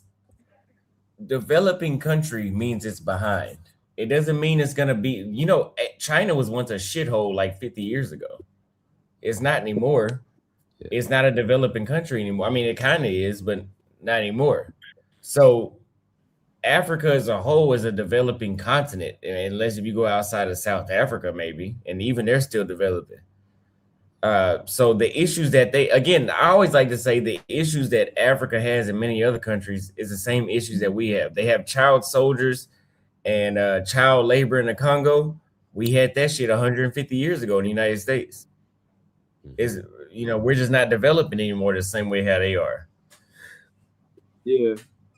I get what you're saying, man. I pay attention to a lot of stuff. Trust me, I'm deep into the history, man. All day I look at geography and history, but y'all brothers keep doing what y'all doing. It's all respect at the end of the day. Thanks, Zell. You had a good point that you made there too, by the way. Like you did kind of hit the nail on the head with one thing. A lot of people like to keep talking about like, oh, there's too much tribalism in Africa, and all the reason why they're not where they should be is because of tribalism, etc. There was tribalism in Europe. Like Europeans fought each other all exactly. Sure. All over, even Asia. Vietnam was at war with Vietnam for thousands of years. Yeah. Civil War before the Civil War. But no, Austin, I want to ask you a question about Iran. In your opinion, why are we at war with Iran? Because it seems like the government has multiple answers to that, but it seems like you got the answers. I'm curious on why we're at war with Iran. So from what I know, there's a few reasons why we have military intervention in Iran. Let's just say this. Do you think that if oil didn't exist, we would be over there? Probably not. So that's one reason. The second reason is that because of that oil, the Strait of Hormuz is a critical choke point for the Gulf states that have a lot of oil. Sure. Qatar, Bahrain, UAE, all that shit, they have oil there, and it needs to go through the choke point. If oil didn't exist, look at it like this, bro. Before oil was found there, those are all shithole countries. Were we giving a large percentage of our oil there? Even over 80%? No, that was mostly Asian countries. That was mostly Philippines, Japan, India, China. Yeah, but I get that, right? But it doesn't matter if we get it or not. The U.S. dollar is based around the gunpoint that we have at people trading in the petrodollar. Sure. But this is not to. Well, good morning, everyone. Actually, I should apologize for saying this. I'm sorry, Austin. I'm doing better. I'm a work in progress. Right. Good morning, everyone. I think if I were to give a percentage, maybe it'd be 20%. But this is really a war. Ironically, we're the proxy country for Israel, right? When you talk about the proxy countries that fight wars for like the world powers, this is more of an Israel thing. And you played the Al Jazeera video about the Greater Israel Project, right? This is more or less about regime Austin change. loves Israel. Don't talk bad about them. Before Israel was even a state, Iran was critical because of the oil there.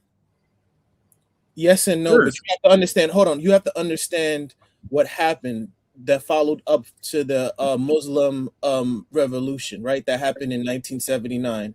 They had, I forgot his name, Mazadar. Shah.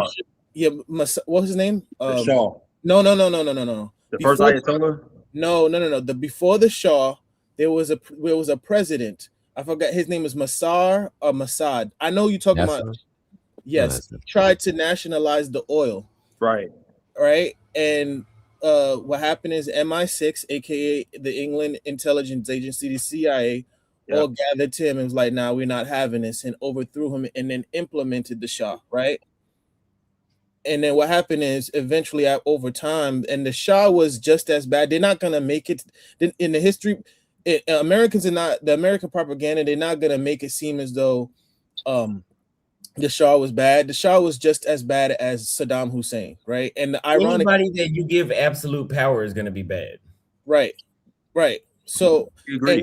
and this is my thing when you say that, Austin. I don't have an issue with, like, when you say, like, would you rather live in Iran or America? I understand that, but my thing is, I think the hypocrisy of America in general to say that we're trying to liberate or we're trying to spread democracy when we enable people, we enable dictators and authoritarian rule if it's to our financial gain. You know what I mean? It's like, don't tell me it's raining and you peeing on my leg. So you see what I'm saying?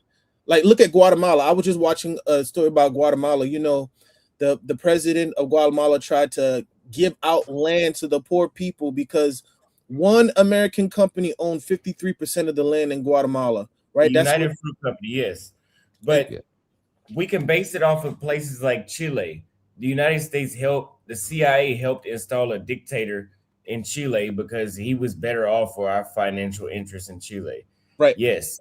But again, what side do you want? But see, Austin, I'm just going to make this point. I'm America first, for real American first. I know you're African, but I'm American first, from the U.S., roots in Mississippi, Indiana, Virginia. So I'm more American than you could ever be, all right? So I support the U.S. under any circumstance. I want us to win under any circumstance as well. If that means war, I'm down for it too. I don't like war under false pretense. And the issue is, if we need to go to false pretense. But that's the problem. Why are we going to war? See, if we had to go to war for our liberty, we're fighting for that's not how the world works. Yeah. No, it's the thing. We were able to go through the Strait of Hormuz without any issue. Now we can't get through. He's saying, Austin, you know, your oil. I'm gonna get my oil over here. Y'all go find it yourself. You know, America's gonna lose this war, though, right? We already left. We already leaving. First and foremost, February 28th is when we invaded, when we bombed when we killed deleted the Ayatollah, right?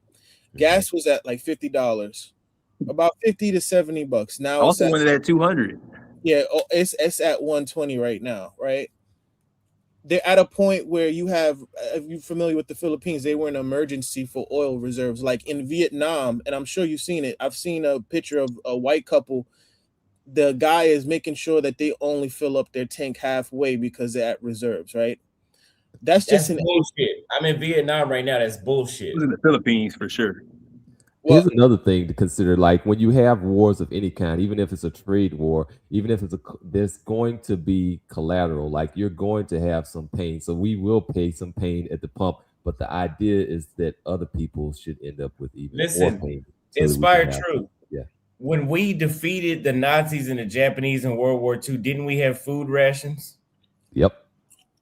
We also had more rations than that. What type of war made the United States a world superpower? We're talking about that war made the United States a world superpower. You're talking about Germany?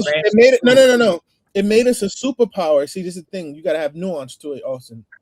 We became a superpower because our infrastructure was untouched. Europe was basically bombed the F out, right? And we basically, because of our trade agreements, right, and the Marshall Plan, we were allowed to rebuild Europe, and that's what made us have our quote-unquote golden years in America post-World War II. People never think about that. America was great. The reason why America was great because everywhere else economy was basically destroyed from the war. We were the only ones untouched, and we were a wartime economy. We had the oil, we had the steel, we had the guns, and all that other good stuff, and so we were able to have leverage over everybody else because we had it everybody else wanted, right?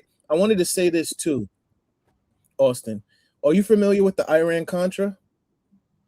Yes, you brought that up before with Nicaragua and Iran. Yes, right. So this is what I'm saying. Like when I hear people say like, "Oh, not necessarily you, but like Iran is like this evil place," I'm like, no. You know what Henry Kissinger said? To be an enemy of America is bad, but to be a friend of America is fatal. Meaning, like, yeah, it's like okay, and you're good. You're once you're friends with America, yeah, it might be good, until the point that you're not. Until you do something that they don't approve of, then it's off with you. Same thing with Libya. Well, let me touch on something too, because I just remember something because Charlie brought up something about Switzerland. CSQ up here brought up Switzerland as well. About what did you say about Switzerland earlier?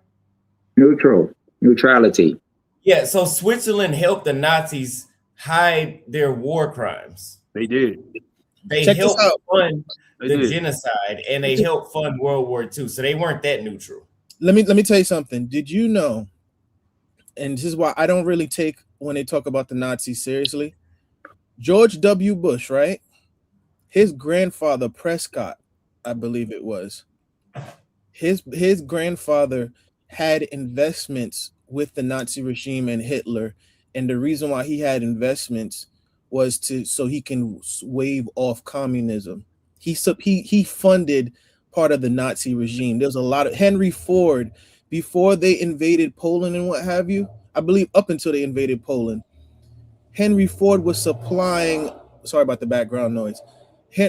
Henry Ford was supplying Nazi Germany with cars and what have and munitions and all that other good stuff. So I get what you're saying about Switzerland, but they're all I'm saying is everybody is conditional. None of these people have any kind of virtue. It's all about money. You guys are putting too much of a moral. Like, there's no morality in this. America is not good. Iran is not good. Iran is fucking terrible. I'm not going to sit here and say Iran was just some good guys and they're throwing women off of bridges who won't wear the hijab. I mean, I think they were sick, and the Islamic Revolution was hated by a majority of the country. That's cool. I'm not trying to free them though. That's not my job. Austin is Iran first. I'm like America first. I'm not trying to free anyone. Where are you getting that from? Because you're the person saying that we try to free the Iranians. You're putting this moral. Where did you see me say that? Every short you put out, you say you talking about Black Americans have a picture of Malcolm X. I'm talking about niggas sucking Iranian dick, basically. Posting Malcolm X photos, talking about they freed the black hostages. They don't love y'all niggas. Why you keep saying that though, man? No one's talking about That's that. What y'all said. Y'all keep posting. They freed the black hostages. They don't care about y'all. I know they don't. I'm not trying to free Iran. I'm saying why are we worried? Why are we so pro-war when you have Hegseth doing broker deals with contractors trying to buy and sell stock with companies that we're going to use as a vendor for the military? This is why we're at war. There's money to be made. Just like all these gay ass politicians will never send their kids to war. I've already talked about that. So why are you so pro-war? I didn't say I was pro-war. I said y'all need to quit kissing their ass. No, so the thing is about like being pro-winning. Like this whole thing is about resources. Like the mask of this whole thing gets kind of wrapped up in some morality argument, but it really still comes back down to resources and status, like the status of the country. I've done several videos about private military contracting companies that get hired to fight these wars, about how there was more PMCs in Iraq than actual U.S. military soldiers, about how the revolving door in the U.S. government, people like Lindsey Graham, you wonder why he's always talking about invading somewhere. He ain't never shot a bullet in his life probably, but he's always talking about invading somewhere because he has investments in those companies. Of course. That is how our country works. Every time somebody gets killed by a bullet, or even a bullet gets shot in training, those military, private military contracting companies make money off of that. The arms deal, they make money off of that. But okay, I get that. We all know that, right?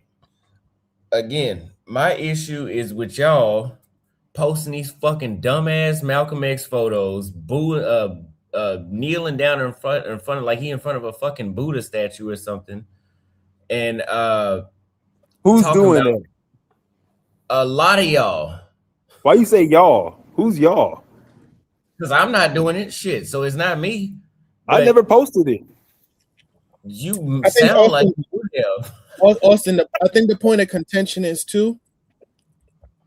A lot of people, including myself, I want Iran to win because we talk about the signs of an empire in decline. We gain not. I mean, do you understand how? Look, one of the biggest reasons why the Roman Oh Empire. my God.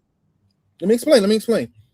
One of the biggest reasons why the Roman Empire fell is because it extended itself too much, right? So when you're destabilizing these other people's countries, what's gonna happen? Where are these people gonna go? Yeah, you're Let gonna me ask you a question. let me just say that they're going to eventually head where? To the Western countries. And that's why you're gonna have these white people complaining, oh, all these Muslims and foreigners are coming over and coming to us Okay. as refugees. That's what happens. Okay. Destabilize Let me ask people, you destabilize No. people's countries, and then they mass migrate over into Okay. Western countries. I get that, but let me ask you a question. Do you have citizenship in another country? It's actually in the process. My parents are Jamaican, so I got, Okay. So okay. So what benefit do you get out of Iran winning the war? okay. For first off, the benefit that they're able to have their regime intact, meaning that No, what benefit do you get? oh, gas will go down. This nigga.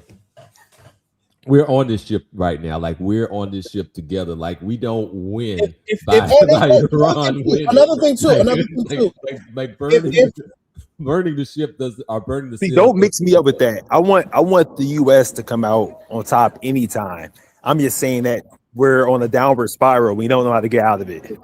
No, So, if they win, that means what's gonna happen? No, let me get. Your life will get worse. No. If they win, then you won't have. There won't be able to be a regime change like we tried to do in Iraq and Afghanistan for like the last 20 years, right? Where we're sending money and military expense. You understand? If you want to have a regime change, you can't just bomb the place. You're gonna have military troops there, right?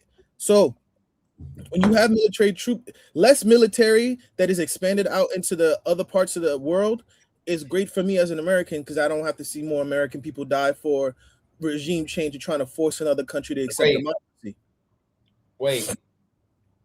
So if Iran wins the war and they get complete Strait of Hormuz, what do you think they're gonna do with it?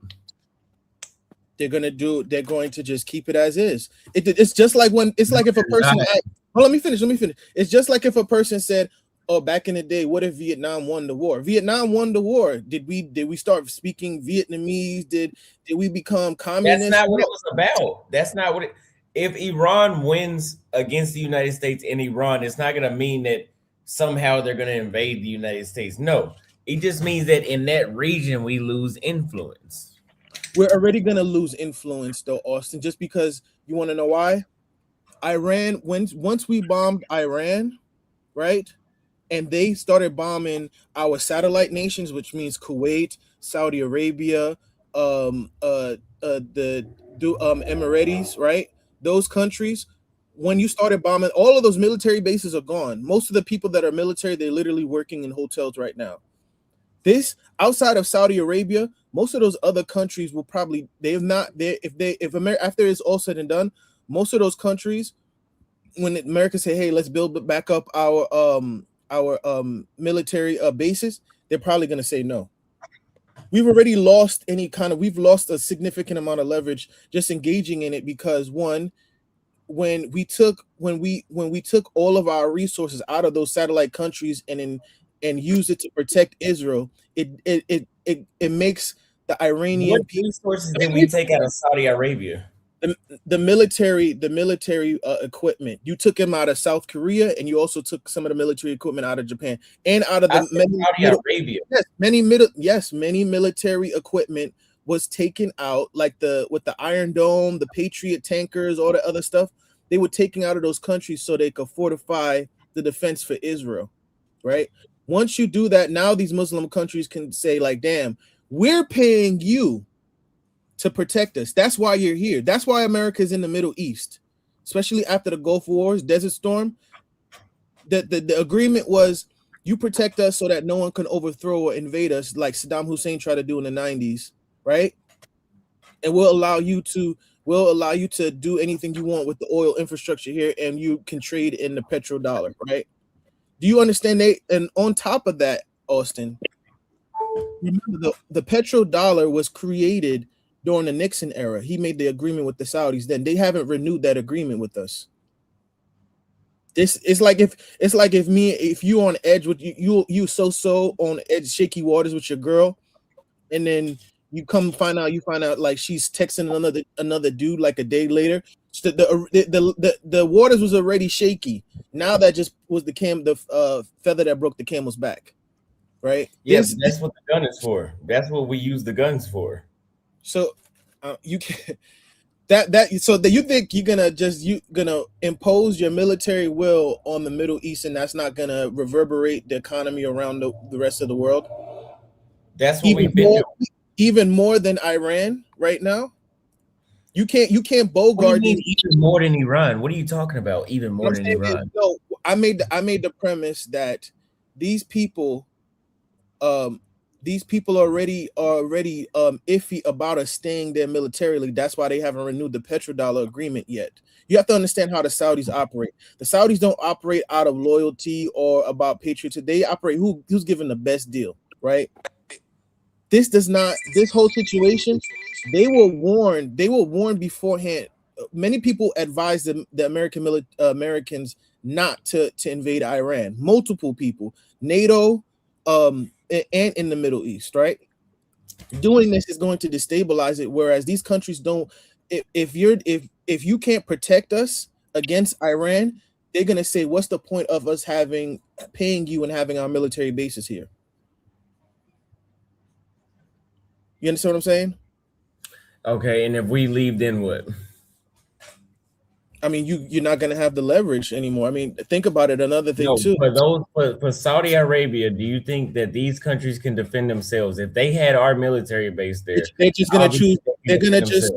If think about it this way, if I was Saudi Arabia and I say, okay, let me look at the pros and cons of if I deal with America, or the pros and cons if I deal with China.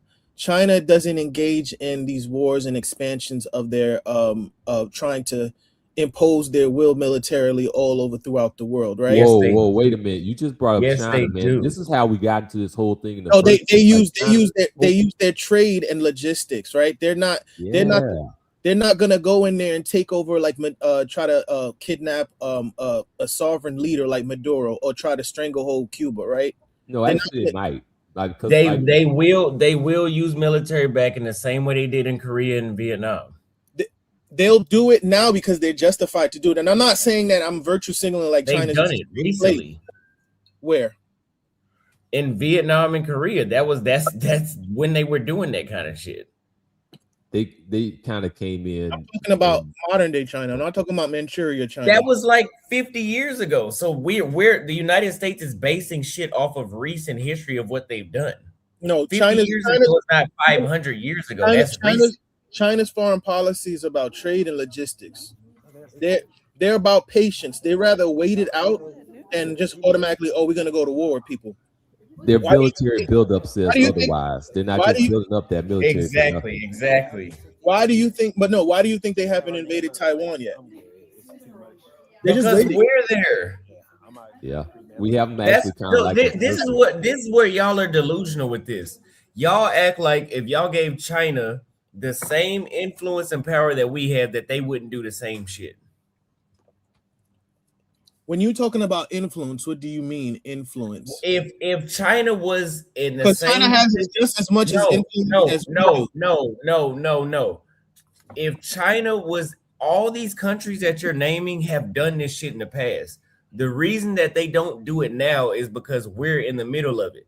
The Iranians fucked over people and invaded other empires at one point, right? The Persians did that. The Russians did it all over Eastern Europe and Mongolia. And we can go as far as the Soviet Union, right? And if you want to go to the Chinese, They've done the same shit. The reason that they don't do these things is because we have nuclear bombs and we side with the other side. I'm going to ask you again. If the United States did not exist, do you think China would have invaded Taiwan by now? Yeah, more than likely, yes. But so then that's my point. The only reason that they don't do it is because we exist. Why does that matter for us? Well, why? But my thing is this: if you're all about America first, why do you care about Taiwan? The reason why we're protecting them is because we're trying to win the race for the superconductor and the chips and all that good stuff. That's the only reason. Yeah, because that matters for us. Yeah, but check this out. Don't be surprised if in the next 5 or 10 years, Taiwan invades and America does nothing, because they've already accumulated enough of the superconductors and the chips and whatnot from other countries that they don't need them anymore. They only use them as good as they need to, right? Another thing too, this is why I brought up trade and logistics. Foreign policy matters. The way a country adopts its foreign policy is gonna influence the hegemony, I butcher the word, of other countries, right? China, name a country that China has sanctioned. It doesn't matter. Yeah, I mean, like, so here, going back to what we were saying before about like how China uses its influence. They do use the access to rare earths, their trade, and things like that to influence political decision making. Like there were some things that were going on. So there are some things going on in China. Didn't like they end up kind of stalling progress by saying, "Oh, you need these permits, you need that permit, so things can go out." Like inspired. Well, hold on. I've got a question to ask you guys. I know you guys wanted to see America win at all costs, right? I get that. America first and all that. My question to you guys is, even if America wins, does that mean you win? How will you benefit? This war so far in Iran is $1 billion a day. The Iraq war was over $2 trillion. These wars itself are not profitable. War companies make profit. The nation does not. That results into higher taxes for the middle and lower middle class. That also equates to less social benefits. A few days ago at Trump's address, he stated, hey, the federal government should no longer pay for Medicare, Medicaid, Social Security. That doesn't sound like the American people are winning. You can say America's winning, fine, not the American people. So why should we, American people, especially Black American people, root for America in these wars? Facts. You wasting. You don't even have money for healthcare, but you have money to liberate democracy, create democracies in other countries. And meanwhile, we fund Israel's social programs. Right, billions of dollars every year. Israel has free healthcare and free schooling, and they get more aid from us than the whole continent of Africa. How is that? Let's go back to what we were originally talking about. Because we were talking about China won't do anything militarily. If we look at China's history recently and we look at America's history recently, we had Native Americans in America and in Canada and in Mexico that were put in re-education camps. They got needles in their tongues to try to speak their native language. Right now, in Tibet and other western portions of China, you have genocides against the Muslims there where they're Chinesifying them there, similar to what we see in the United States. They do the same type of shit that we do. So while we're rooting for other countries, like you said, Israel, you want that Iran to win for whatever fucking reason. You want Iran to win.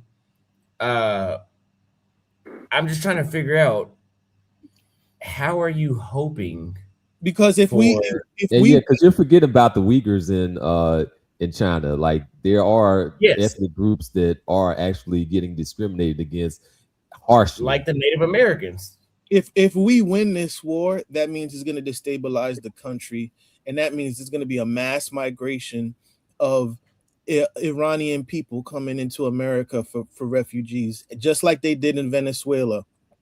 They've already done that. They did that in the 70s. It's going to be like 4 times worse as when Biden was just flooding the country with mad immigrants coming over, right?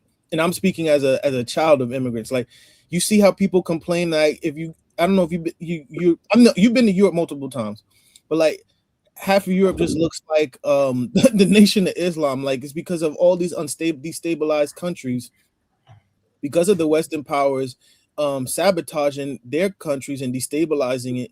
These people because they want aid and refuge, going to England, going into the Spain, going into the Germany, going into the America.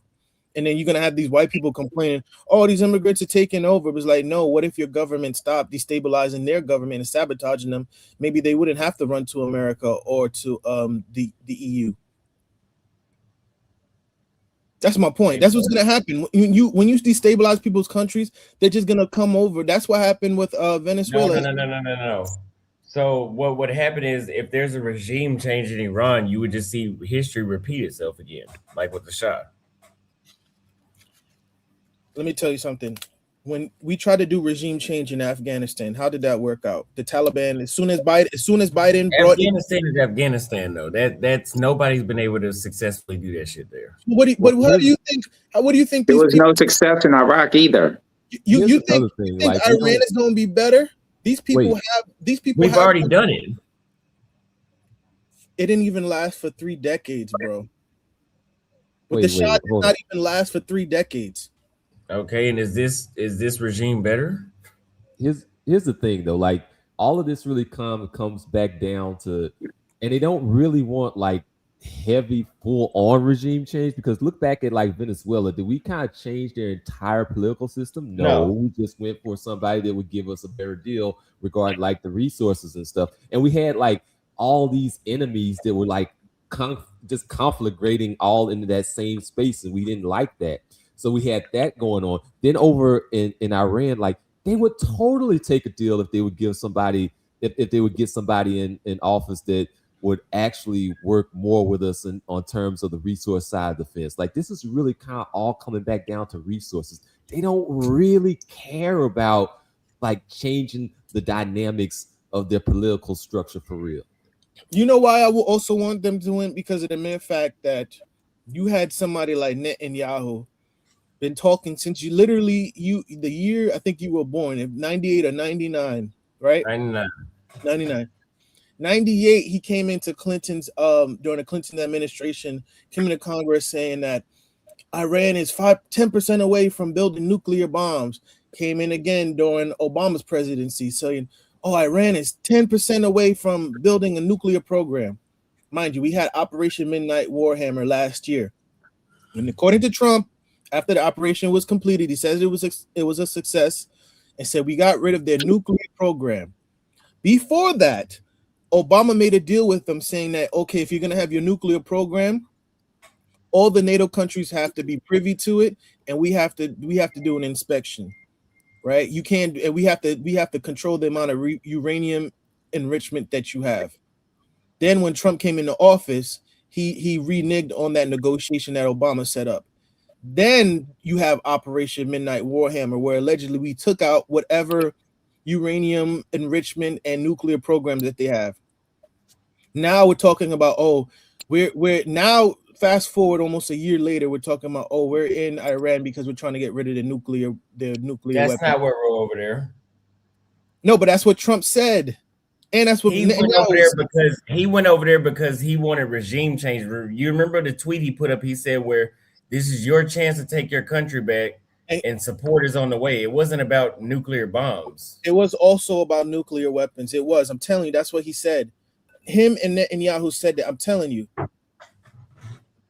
I can show you the clip. He was saying these are evil people with nuclear capabilities. He literally said that. Right? So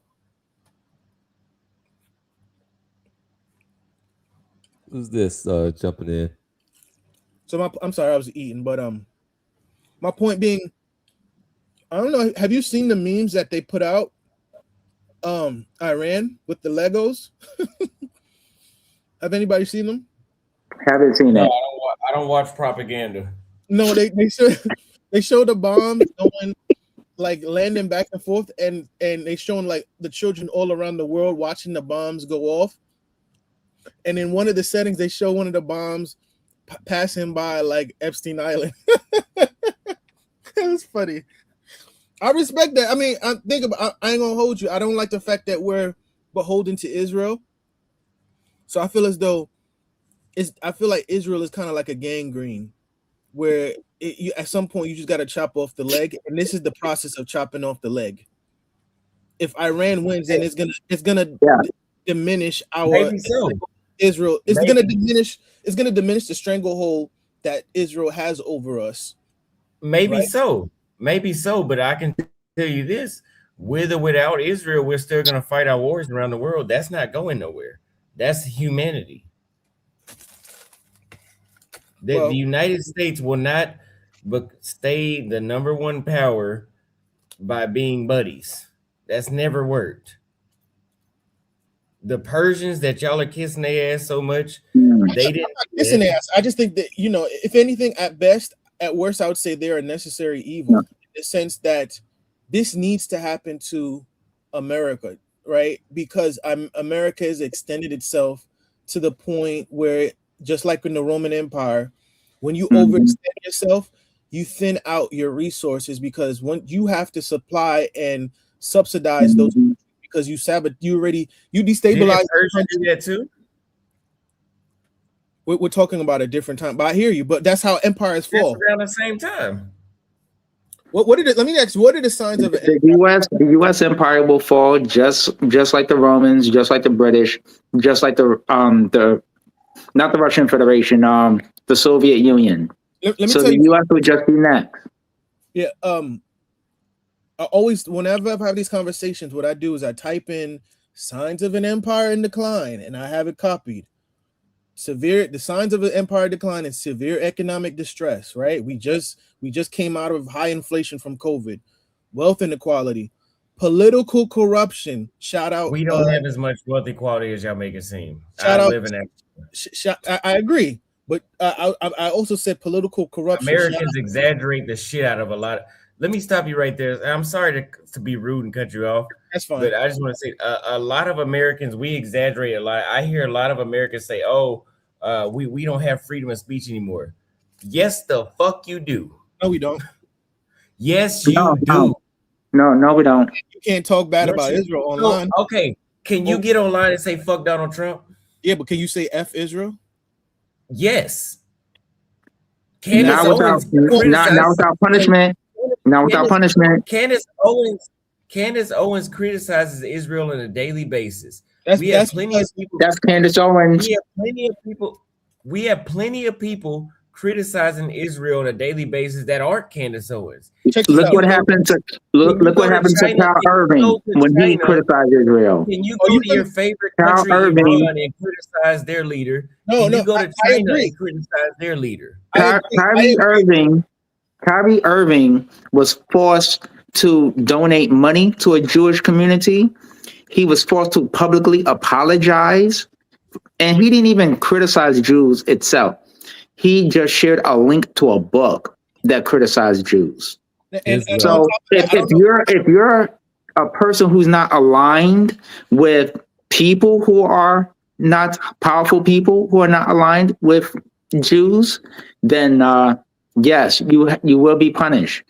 Candace Owens can get away with it because she's a part of a particular group of people who have position and authority.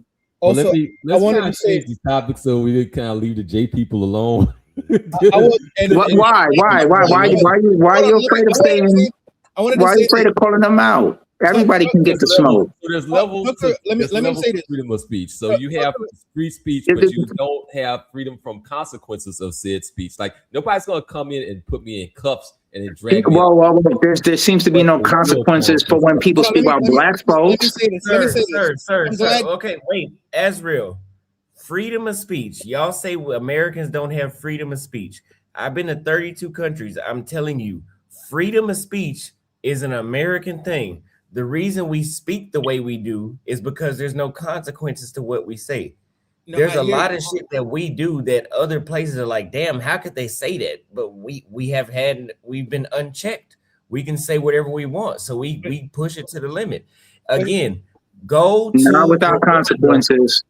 No, here's go my to thing. Rwanda. No, go to Rwanda saying what you want to say. I hear you, and I agree, but I want to add nuance to it because You inspired. can say Let what me you say want to this. say in Canada. Let me say this. The UK has greater protections of freedom of speech. So Inspired. America No, is not the end all be all. Yes, Inspired. they No, I do. wouldn't agree with that. UK does You not. can go to the UK and say down with the UK you don't. government.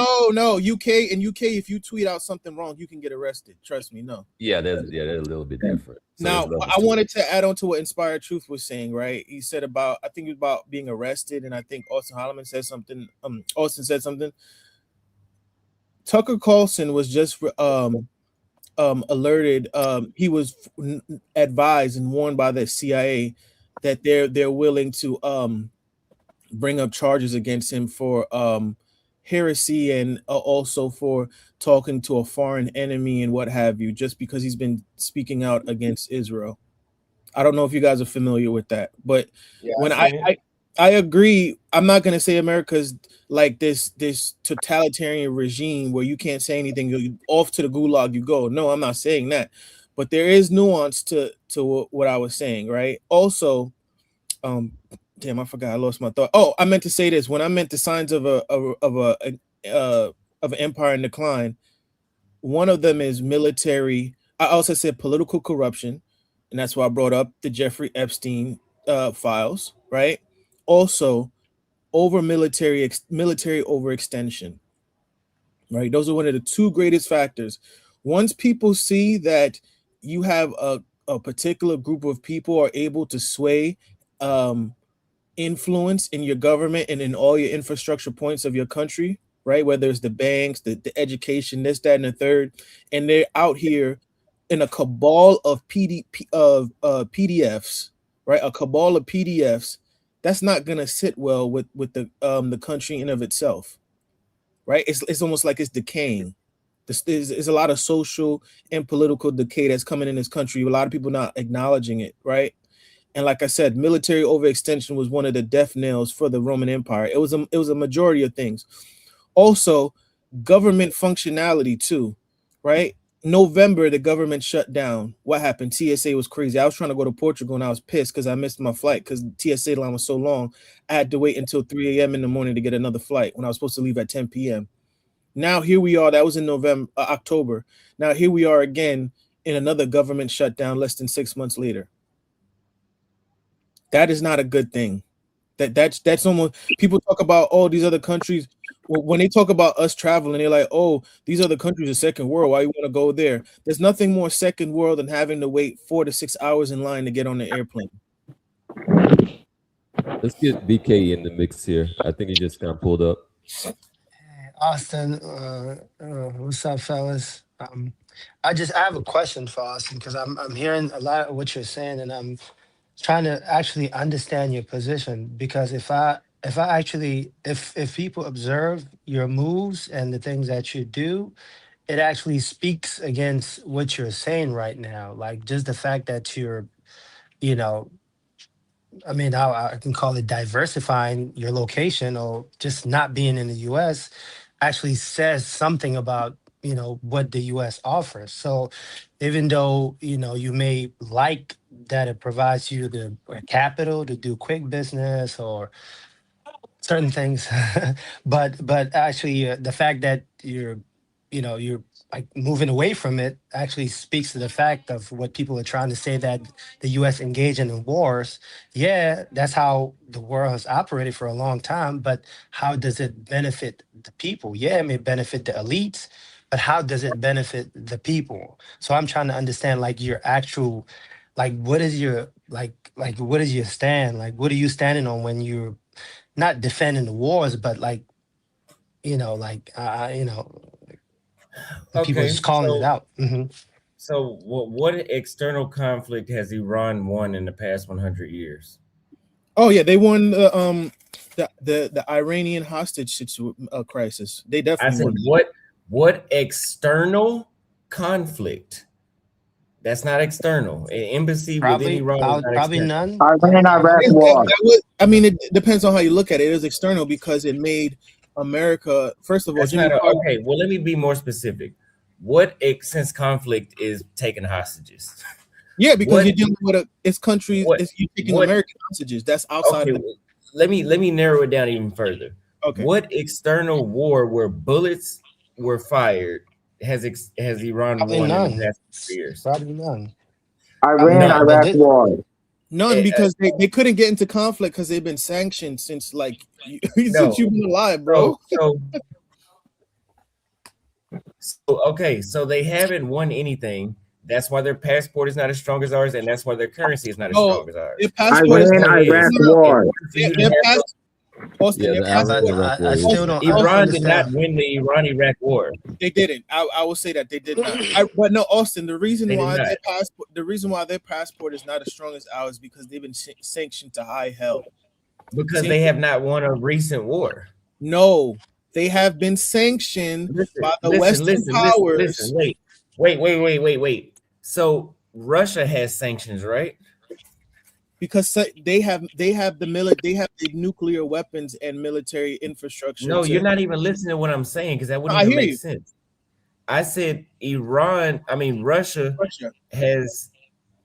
Russia has been the Russia that we know today has been a country since the 90s, since the fall of the Soviet Union. What external wars have they fought and won since they've been Russia? I mean, they won the war in Crimea for sure. I don't know if you're familiar with that. They're irrelevant. Oh my God! Oh, See, God. Austin, Austin. No, I mean, but Austin, I'm your actually perspective really is trying still off. Austin, Austin, come on, your man. You know perspective is still off. Hey guys, wait, There's hold so up. many Austin, conversations going on. Austin, you've been to many countries. Are you telling me nowhere that you have gone that you said that you would not want to live in because you're used to American standards? But you're telling me you've never met anyone in any of those countries who've said that they love their country and they would rather not live anywhere else, including America, than to be in their own country? And according to most people love their own country, but they can't live there because of But their most people love their country, and even if they could move somewhere else, would still rather choose to stay in their country because they're happy with what they've got. It may not be what we have in America, but to call their nation like a shithole when they're living actually pretty comfortably, because every country has a middle class, every country has an elite. So, but don't focus on the poor people in that country. There are people who are doing well, and it's not always all about well, we can travel to 30 different countries and their country ain't shit because they haven't won this war or whatever. You've been to Colombia. They have holidays off of work every month, 3-4 days at a time. Their quality of life is just better because America is all about more, spend, taxes, money for the war. And us in the middle class, we miss out. I get that. I get what you're talking about. And I mean, my channel was based off of that, hey, you can live a middle class or upper class lifestyle in other countries. Yes, I get that. But again, if you're my point was, why is Iran's passport and currency not as valuable as ours? Yes, they may have rich people, or they do have rich people in Iran. They may have people that are doing all right, such as the middle class. But even if they're middle class, can they just get on a plane and go how we can? No. Would they want to? I mean, they fleeing out of that motherfucker faster than we can keep them in there.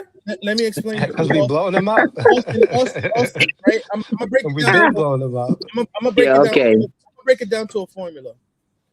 God. The strength of a passport, it reflects the international relations it has with other countries. That's all it means.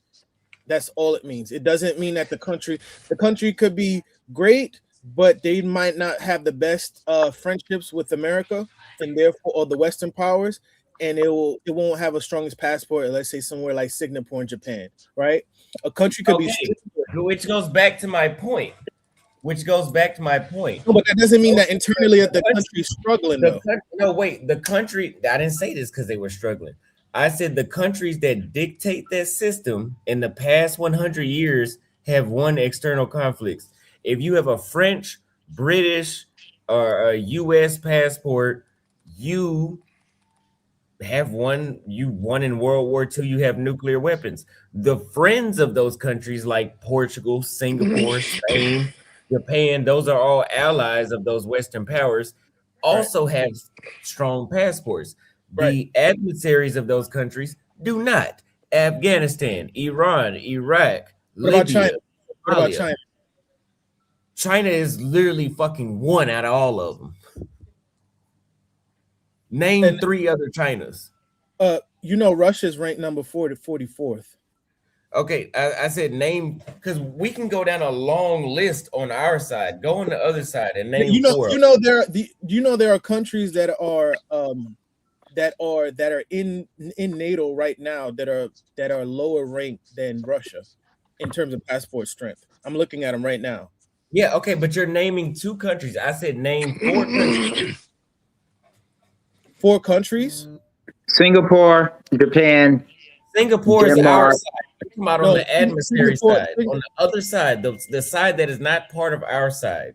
Okay, let me see. I want to see what Brazil ranks. Singapore is on our side. They're in our favor. Brazil isn't Brazil part of BRICS, right? Brazil is a U.S. ally. We've already fucked over their government. It's ranked number 15th.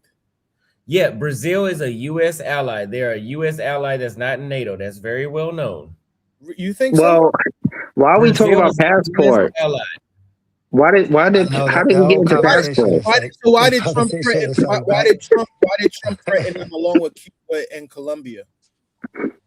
Because he did. I'm actually really trying to understand, like, Austin, like your stand. Like, what are you standing on when you are like looking at this wars? And another thing that I think maybe you have to reconsider is when you talk about like history and the different wars and stuff, they were fighting with bullets, like you standing face to face and shooting people. That's not the case now.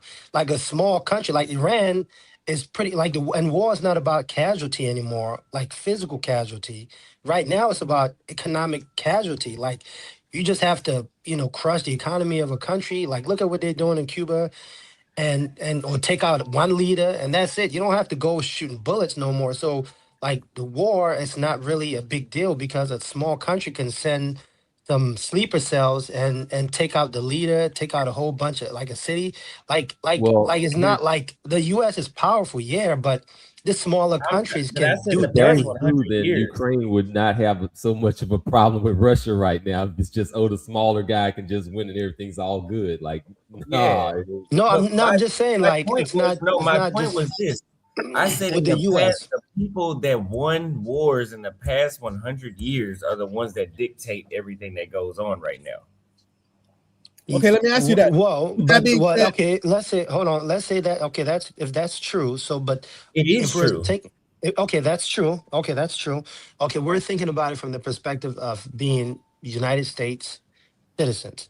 How does that benefit us, and why would we want that? Like, because I know your whole point from the beginning. I know the conversation is moving around, but from the beginning, your issue was why are people, U.S. citizens, especially Black citizens, like saying that they're, you were saying, you said they're on Iran's dick, but why are they cheering for that? Well, I think the reason is because whatever it is that the U.S. is looking for there, it's not to the benefit of the average American or even the middle class. That's the whole point that people are saying. Not because we want to go and fight for Iran, but because we know that whatever the U.S. is doing over there, it's not to benefit us.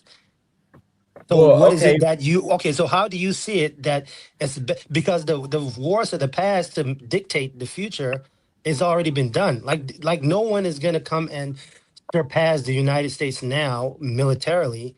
They might do it in other ways, like economic power or they might link up. But so what is it that you see having power? Like how can that control now? That was true decades back, but I don't think so now. So whenever we talk about it doesn't benefit the average American, So when we Right. had the Vietnam War, we had protests. Now I'm talking about now, man. That's like Okay, I'm just then. using an Not now analogy, advanced. man. I'm just using an analogy. Okay, okay. When we had the Vietnam War, we had protests because the average American wasn't content with us sending soldiers to Vietnam to die because they didn't see the reason why. Okay, that is valid. I don't believe that that's Mm-hmm. valid whenever it comes to this war. How's that different now? But well, here's the thing. What weight did Vietnam hold against the United States besides the spread of communism? I mean, they didn't have anything, but I'm sure people knew Oh, it no, didn't Okay, no, no, no, benefit the no. United States. No, they had something. Shit. They had oil. They had oil. They had oil in No, Vietnam. but And no, also, the whole. let me explain too. Before the Vietnam War, I forgot it's called I believe it's called Indochina. Vietnam was considered called Indo. It was controlled by the French, right? They wanted the power. America insisted that okay, if they're gonna relinquish colonial control over Vietnam, then we have to take over to get resources. There's oil. Don't get it twisted. There was oil in Vietnam as well. Yeah, What did the middle class benefit from this? That's the whole point. Like this is like that's the crux of everything. Is like how like I get like having like you said, Austin. Like it's true. You have certain things here that they don't have in other places. Like, and you're talking about, oh, go to Rwanda and criticize the leader. Go to this country and do that. But let me ask you a question.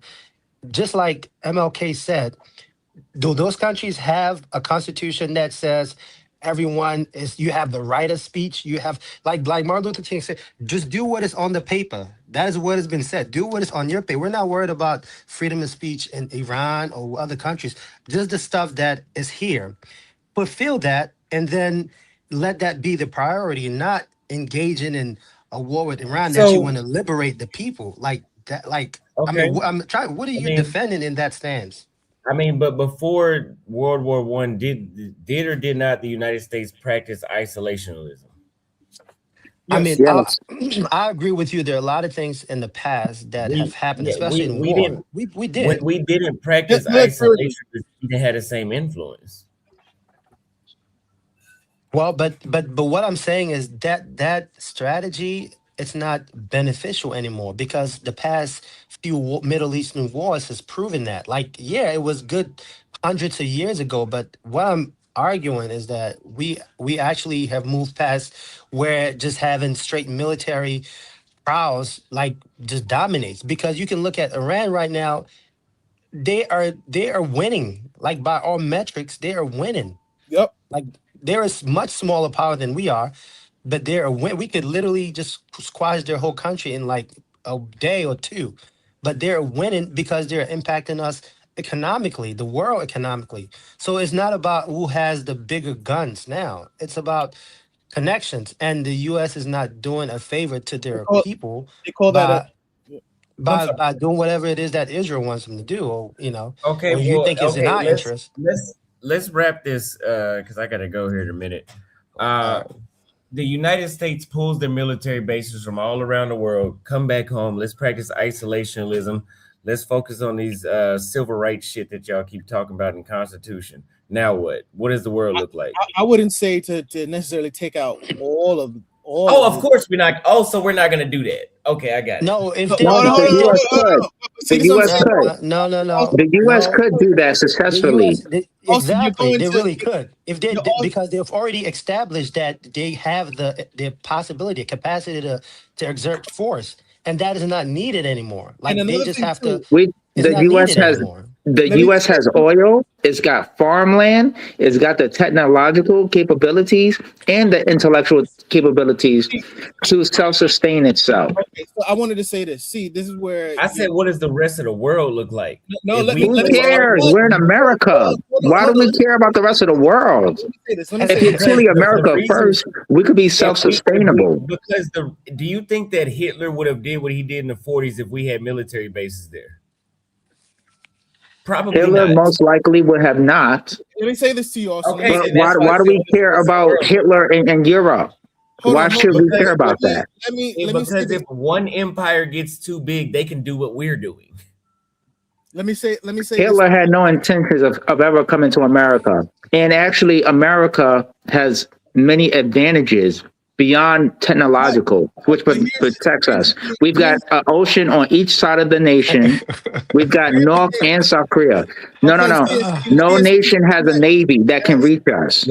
So they got to get through the ocean. They got to get through the navy. Since we do have to wrap up, let me get to some more, another kind of topic, a little bit easier, a little bit softer. Can I just really respond to what Austin has said about if we remove ourselves, right?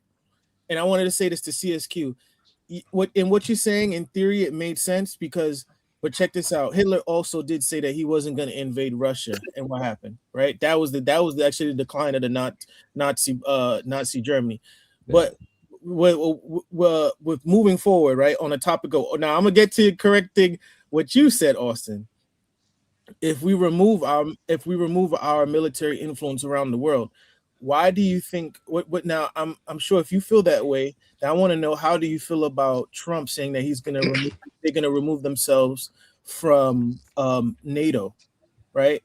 Because according to your logic, he's saying that we shouldn't, but Trump is literally saying we should remove ourselves from NATO. I have a theory. I have two theories on NATO. I believe that the reason why Trump wants to remove America from NATO is because in order for Israel to establish their greater Israel project, they have to deal with Turkey as well. And Turkey is a NATO country, right? And it would look bad for America to attack another NATO nation. Second, I also believe that once you remove America out of the NATO alliance, then what's going to happen, if you guys are familiar with Sarah Payne, she's a great professor. You guys should watch her podcast and read her stuff. She says there will be nuclear proliferation all around the EU, meaning that if I'm the big bad wolf, America, that's protecting all the smaller European countries, and I leave, then what's going to happen is everybody else is going to have to stand up for themselves. And what that's going to do is, meaning when I say nuclear proliferation, everybody's going to start developing nuclear programs across the EU. Having nuclear weapons establishes that you have more cachet to say whatever you want and to have a bigger slice of the pie when it comes to negotiations.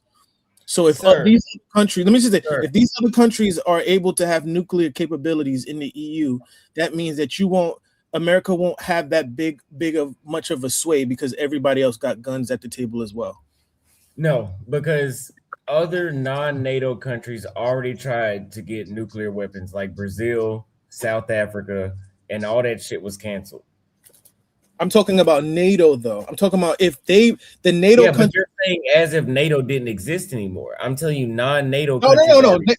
NATO will still exist, but America would just leave. Well, Britain and France have nukes as well. The United States is not the only nuclear country in NATO. But what about places like Poland? What about places like Spain? Then Britain and France would fill their gap. What are you talking about? No, you're not understanding what I'm saying. America controls like almost a third or 50% close to 50% of the budget of the NATO budget. They subsidize that amount of money for the budget, right? If they remove their money, then what's going to happen is these countries are going to be like, because of the threat of Russia invading or doing something, we're going to have to up the ante with our military and nuclear capabilities. Therefore, meaning that they're going to start their own nuclear programs. I'm just saying a hypothetical that I've heard multiple professors say this. All right, let me kind of chime in, because like I want to kind of switch over to back over to the original topic of regressive progressivism. I'm going to get into like a video. This is kind of like a little bit more of like a chill vibe.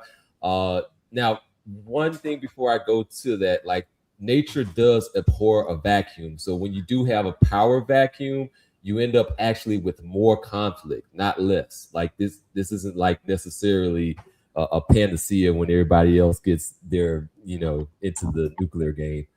But anyhow, let me go ahead and get back to this here. Let me know what you all think about this as I'm playing this. This is basically a little bit of Regressive progressivism.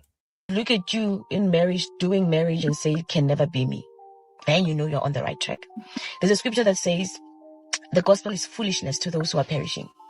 People should look at you and see foolishness. Somebody just said on here that marriage is slavery, and honestly, as I've gotten older, I couldn't agree more. Like, it is the oldest form of slavery. Who don't like men, people think that we are pretending to not like men for a man. No, sweetie. No, you can't pretend to dislike men so that you can get a man. No, you have to actually dislike men at the pit of your soul. You have to question patriarchy and misogyny at every single turn. And you have to truly and willingly be ready to be alone for the rest of your living life. In fact, you must prefer it. Yeah.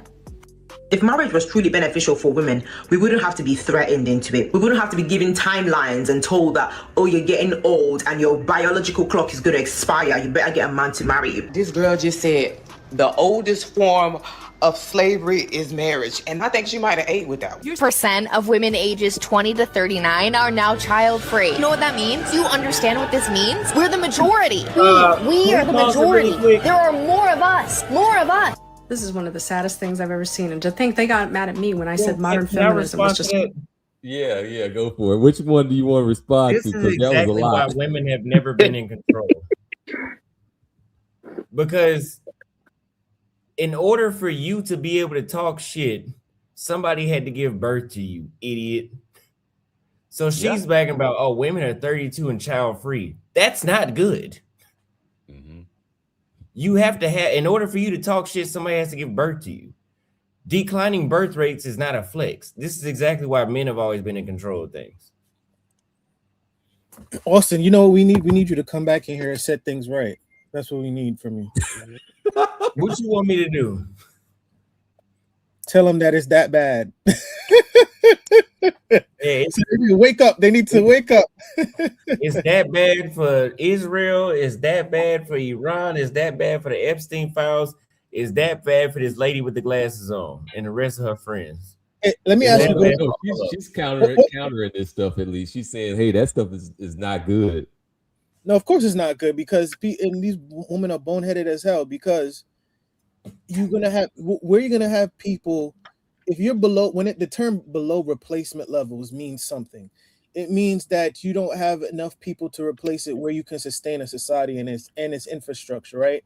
So these women gonna realize in 50 years when they're up in old age, and there's like one caretaker for every 20 of their old asses, and they were like, "Damn, I've had a rash for like the last 2 weeks. How come no one's wiped my ass?" Oh. Well, there's a shortage of caretakers in the hospice that you're in. Damn, maybe I should have had more kids. They would have never been an issue like this. You understand me? And pensions, like retirement and all that stuff. Like you need like the younger folk to actually pay into that stuff to actually subsidize you. Like, and this is a problem like in multiple countries, not just the US. Right. But it's with the US it's just, I ain't gonna lie. I always want to ask you guys this question. What do you think is worse, feminism or racism in America? Feminism. I agree. I feel like that's kind of like a Sophie's choice. They're both bad. They're both really bad. Hey, to go back to the lack of children. To go back to the lack of children, it has more to do nowadays with economics. It's more expensive than ever to raise a child. And also, even if both parents are together, both parents have to work. And now who's watching over the children? And we know, idle hands, right? Children who are left unsupervised are not raised the greatest. So that's a very broad issue that's going on in a lot of these Western, highly industrialized nations. Well, here's but there's no easy fix to that one. I agree about the fact that it's economics, but not for the point that you made that it was like it's expensive to raise children. I don't think it's just that. I mean, It's not that. I mean, if you have a child, you will figure out a way. That's what I think. I mean, everyone thinks that you gotta It set up well, it all sounds nice lifestyle to and say you'll money. figure out a way. That sounds nice, but Yes, that's facts. not everybody Okay, figures okay. that out. What do you think? Okay, if you look at socially, if you're in the United States, look at socially, the people that don't have, like let's say this bad kids, and the people that are raising them. Do you think that the problem that you observe are that they don't have money, they struggle with wearing good clothes, or what? Or do you see bad kids with expensive gear on and everything else that they need doing criminal activity? Like, do you see Well, them looking like they're poor? I don't think that. That's why I'm saying that both both you're can be saying true. economics. No, no, because you can't be poor and have nice things. Like it No, just that's no, no, something no. else. There are poor families with bad children. There are not so poor families, decent families, right, with bad children. No, but the So point I'm saying is that you're saying you're correct that there's an economic problem, but I think the economic problem stems with lack of earning potential for males. That is where it stands. And actually, the main thing that I think we're just blaming women. I'm not of the mindset like there's this red pill thing about like blaming women. Yeah, we know their behavior and everything. That's to be expected, but if you look at it like feminism, like who benefits from feminism? It's not really women.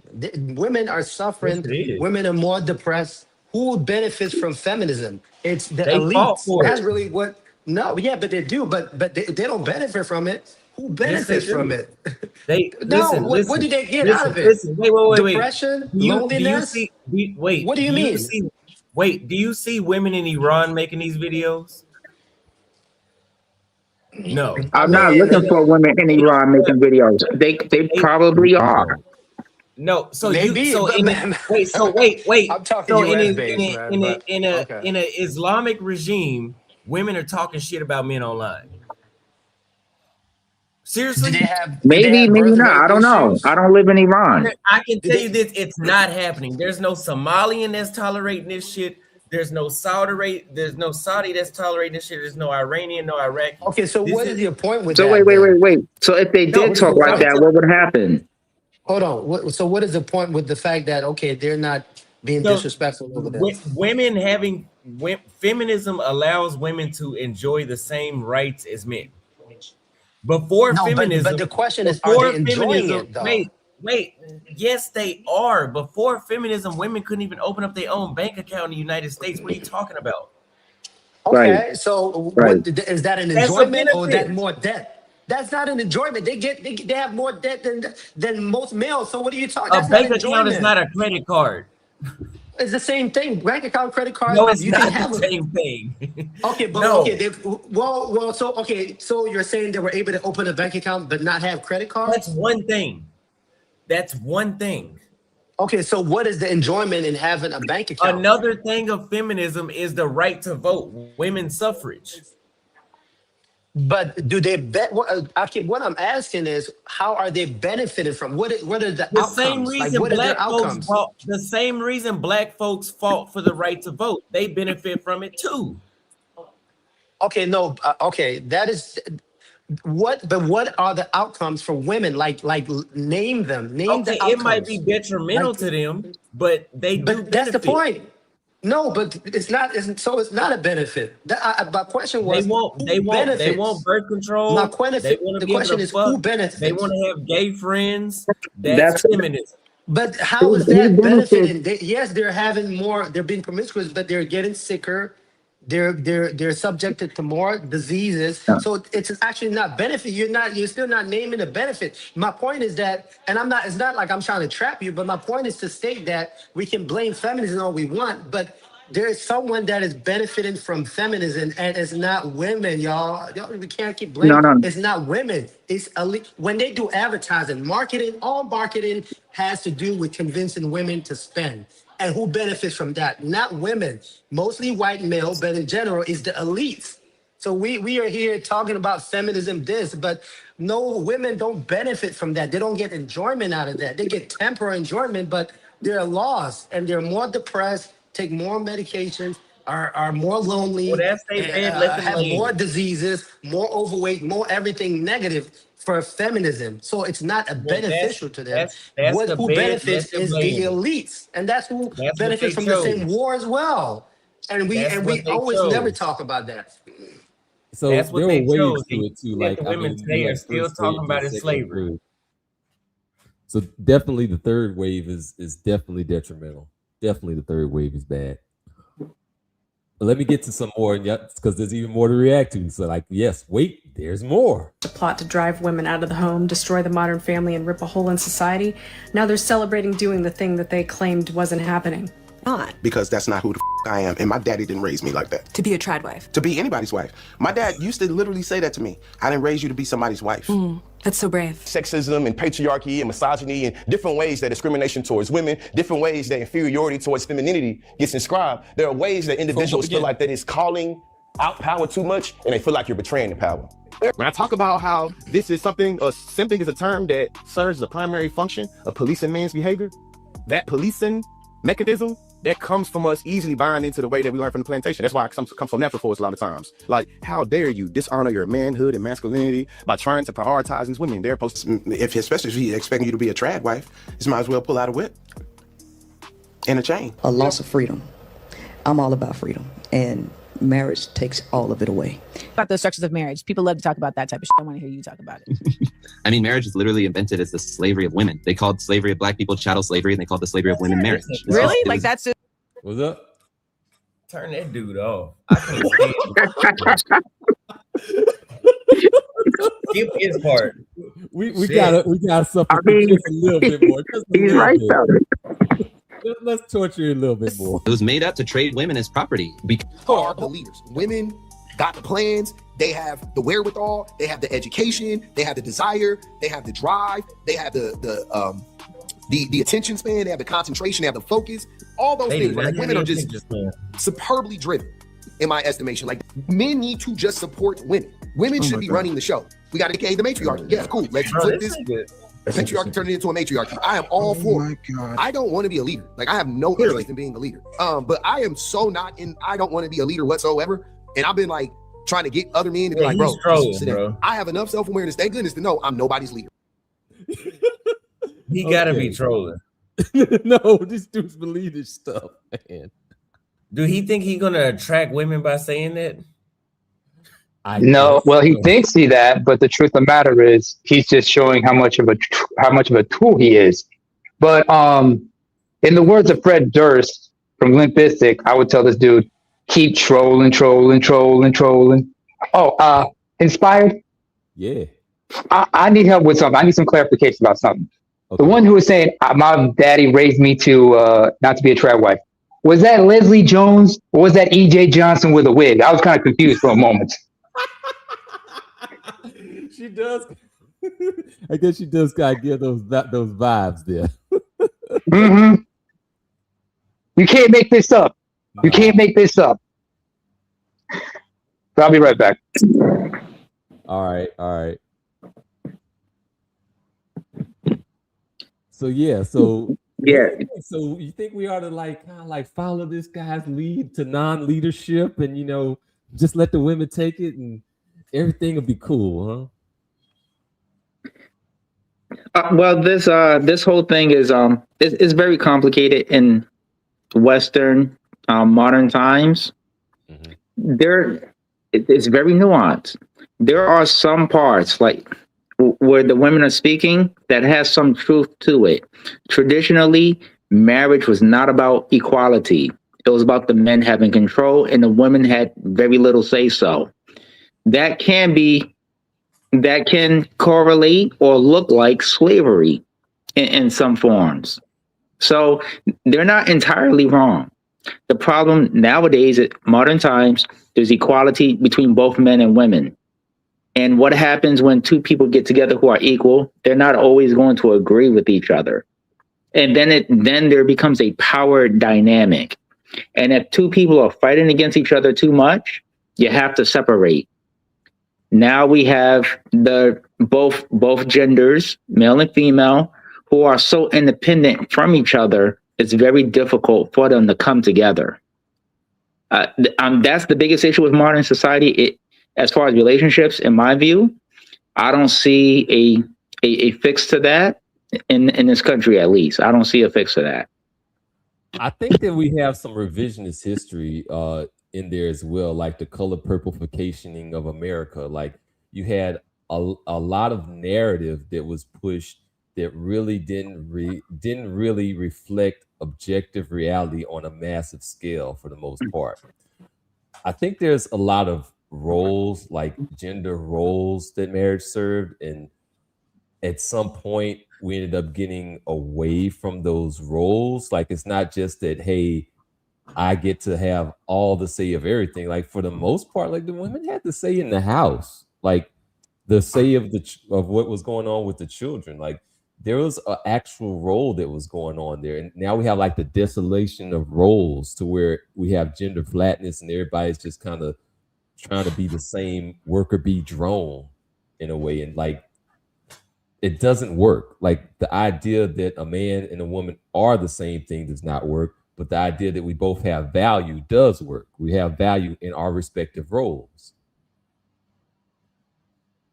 Right. Yeah, I hear you there. But now everyone's working now. So those roles have gone away because now men are cooking for themselves and hopefully they're cleaning their homes if they live by themselves, right? So now a man doesn't necessarily need a woman to clean. And if the man and woman are living together, the average man is not able to support his girlfriend or his wife living with him if she's not working. So she has to work. Now you're both too tired to like work and then clean the same day after work. So you probably got to take turns. Then there's the whole lifestyle of people who are living together individually, not really wanting to come together because you don't really know a person until you've lived with them. And now you're living with this person. It's like, oh shit, this is what they're like 24/7. I can't deal with that. I don't know how America is going to go back. And then like having children out of wedlock, now you got to bring them into your fold. I don't know. America's beyond cooked, in my opinion, when it comes to these relationships.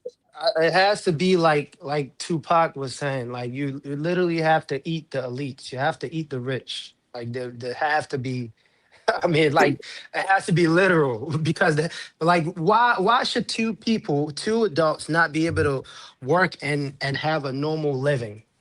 And the reason is because the difference between the wealthies, like the wealthiest people in society and the poorest is so far apart, and the gap is just widening up. Like between COVID, when COVID hit, like that gap like just jumped up like by a crazy percentage. So like that is the only thing that would change anything. And like everything is related to that. Like everything that happens, war, this oil things, it has to do with the widening the gap between the poor and the rich, going to Mars or whatever.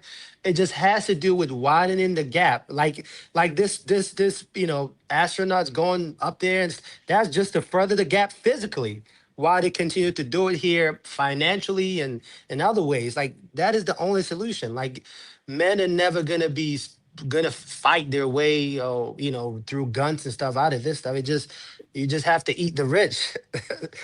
That's what Tupac said. So maybe we all practice that. It'll change, but it's hopeless, really. It feels that way anyway. Another thing about this is this idea, like the child care that costs so much money. On top of that, like so that whole idea of, oh yeah, we have two people working, that's great. Now, like, no, I mean, like if you're gonna have kids and stuff, then for a lot of people, it's just gonna it would be kind of like just a wash for the most part, because like your check is pretty much equivalent to the child care, sending them off to daycare and all that other stuff. And on top of that, while we're subbing out the raising of the kids to other people, is open them up to even more indoctrination. So I'm sorry, repeat that last part again. I said the indoctrination part. Yes, when you are sending the raising of your kids off to other people, you're opening them up to indoctrination. That is true. That is true. If you don't vet properly, yes, that is true. And I don't even know how exactly you do end up vetting properly, because you end up just going and sending them to a system, and those individuals in those systems can have radically different ideas than what your ideas are of what you would like to instill in your children. Well, that's where the part of parenting comes in. You have to, take that time with your children, That's an interesting dilemma if you have like maybe 2 hours out of the day, out of the waking day, and they have 8. That's true. That's true. This is why I say I don't see any like real solution to these issues that we have in America, especially when it comes with relationships and family building. Yeah. I mean, right? Like we're so far along with the societal structure with men and women being equal. We're basically in a whole new world. Like I'll tell you this. I got a story. It'll be short. I dated this one girl. I was stupid for doing so. She was from Rochester, New York. Another mistake. Anyways, she had two kids. She was a single mother. So whatever, right? She was the first single mother I decided to date after like 10 years, right? So anyways, her first baby daddy was from a one-night stand. Second baby daddy was somebody she was with for a while, but they broke up, right? Baby daddy number 2 had like 6 kids from like 5 different women, some shit like that. Her best friend had like 8 kids from 6 different women. There's some other wild shit like that, right? Mm-hmm. So the bigger, so like I only dated this one for like 2 months. I was like, fuck that. This shit is ridiculous, right? But anyways, but me and my friends, we used to always joke around saying that so many people, because what she would do was she would have like a birthday party and get all the kids and all the baby mamas around. And at first I'm like, okay, that's cool. But her reasoning was so all the kids would grow up and know each other so they wouldn't accidentally fuck with each other when they're older. So all of my friends, we would always have this joke saying that in America, it's going the way where everyone's having kids with everyone till one day everybody will be related. That's the future that I see for this country. Everything else is just waiting for the inevitable, in my opinion. Yeah, that's kind of scary. That's a scary phenomenon. The idea, because that kind of pairs with the idea that there's a small group of elite men that you'll end up with a lot of women chasing. That kind of goes back to like one of those like Revelations quotes about like 9 women or 7 women clinging to one man. Yeah. Well, yeah. And I mean, that's always been human history. Marriage was to benefit the average guy. Yes, but yeah, you take away marriage. I saw a video. One of the reasons why Elon Musk is impregnating so many women, and there's rumors that he's gotten like 20 women pregnant and has many more kids. But anyways, there's this conspiracy, you could say, where the elites are speaking about like repopulating the population because of the birth declines. Is how did it go?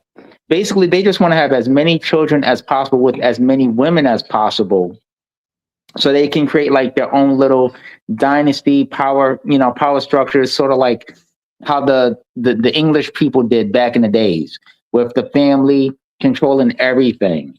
So instead of the modern day elites marrying their cousins to create offsprings, they're just getting like 10 or 100 women or whatever and having all these kids and having their own modern day Kennedy's life.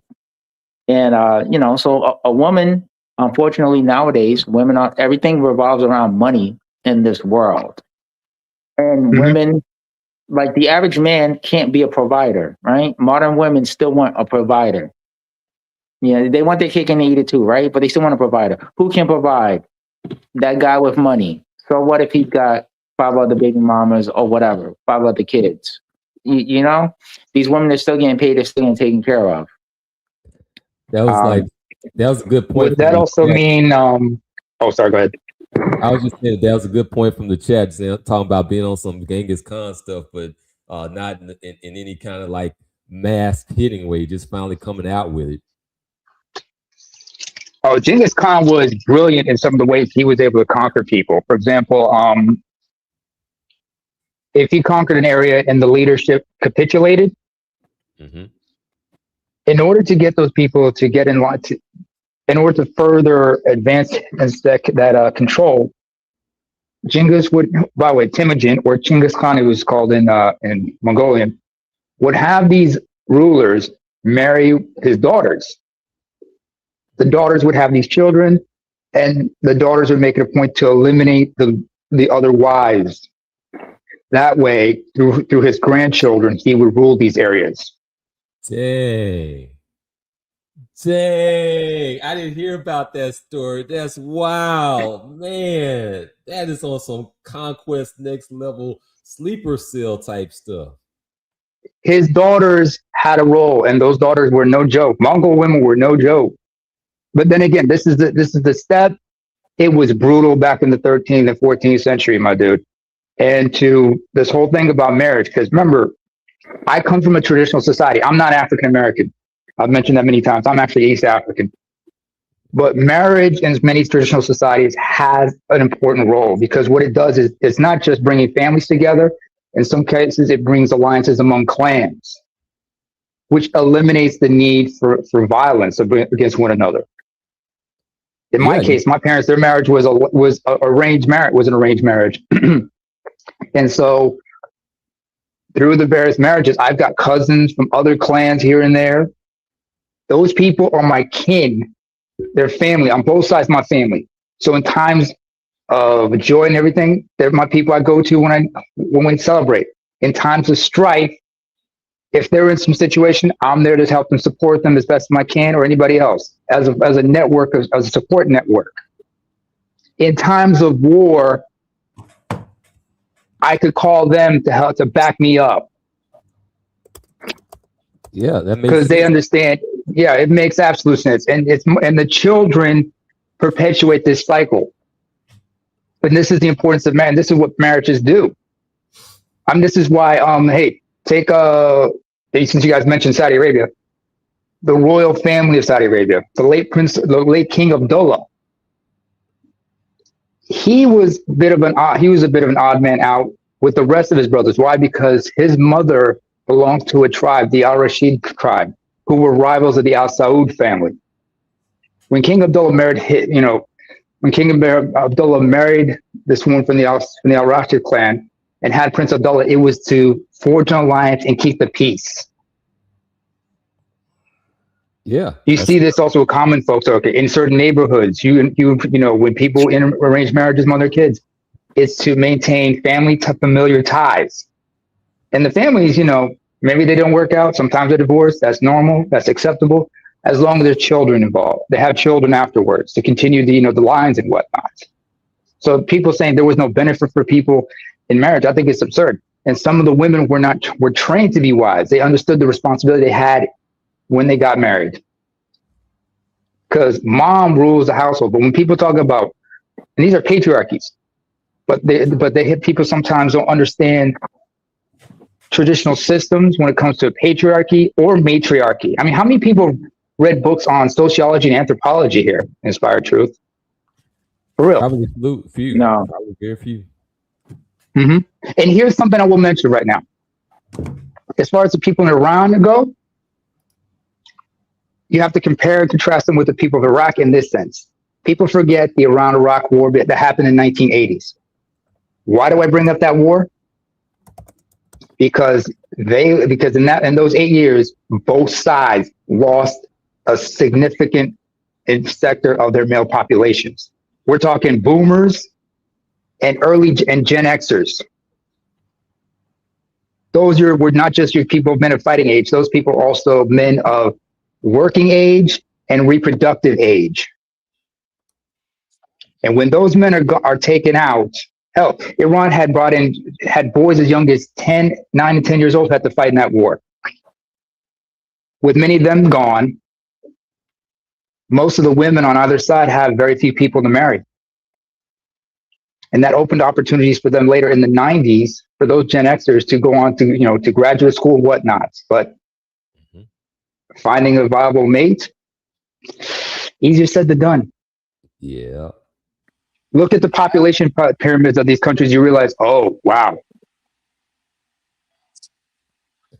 Same thing in Africa. If you look at how many people they lost through diseases and war. HIV/AIDS was no joke, my dude. But go ahead. It's the same The thing floor's here. off. This is the same thing here. You'd never see Trump send his kids to go fight no war. They're glad to send other kids, and say, oh, we need to do this to save the future. Who are the future if it's not men? Right? Who is the future if it's not men? That's why I said, like, go the ahead. people only Sorry. benefit from the people that benefit from feminism and the wars and everything is just a few. And that's why all these things are happening. It's not this male female thing is nothing. It's about male versus the elite, the very top of it's been like that in history, really. The top of the top, they always just got all the play, got all the money, all the resources, and then they exert. And then but now we have people that are on so broke, but then they still see this war as a reason, like oh, it's to help them. But just because someone has said that, oh, I'm fighting for you. But it's unfortunate. But that's the truth. That's the truth. And it's a war. We're literally a war against men. That's what is actually literally a war against men. And this is a result of feminism. But men will never see that as, oh, this is a feminist agenda. We would never see that. We will fight each other about other stuff, but we would look at the war and say, oh, we got to celebrate it because that's what men do. They fight. For who? For who? For who and for what? Exactly. For what? Go back We lose to resources, the war we on lose terror. bodies, and economy's bad. We lose so many things. And at the end of the day, like, what do you have when you come back? Not even a wife, not even a house, nothing. Can't afford anything. So for who and for what, like you rightly asked. And that's the whole point. Yeah, the whole thing, the idea of this, and I mean, I can only like call it like regressive progressivism, this idea that's anti-family, anti having kids, anti-structure, like it's the dissolution of society rather than the progression of society. I mean, if you don't have the families, you don't have the communities. If you don't have the communities, you don't have the nation. Well put. Yeah, In fact, I like that term, by the way. I like that term. It's oxymoronic, but it makes absolute sense. Progressively regressive. They're progressing to regression. And what are we doing? What's going on here? I mean, this is why I remember we're talking about, like, the whole 80-20 rule and women wanting this man and the third. The ancient Athenians, it had tried to institute socially enforced monogamy because they realized if the young men are not being married and they have no reason to invest into society, they're going to be a source of anarchy. They will become the fifth colonists to any society. But here's the problem. Ancient Greek society, and we should not be, we should not be judging, ancient Greeks by our standards, because the way they consider, they view things is not the same as what it is in modern times. But Greek men were still men at the end of the day, and they were going to do what they wanted to do, just like the women were going to do what they wanted to do. There were still scandals, there were this, that, and the third, but they tried to keep it civil. Wasn't like the Spartans, but the Spartans, their society wasn't without its drawbacks. Yeah, it's a good point there about investment in society. If the guys don't really have a reason to be invested in society, then you don't necessarily have the strongest of societies. You may have a weak society, and one of the strongest things to give a man is pretty much a kid. Because especially if that's their child, they understand, I got to protect this child and raise this child to adulthood.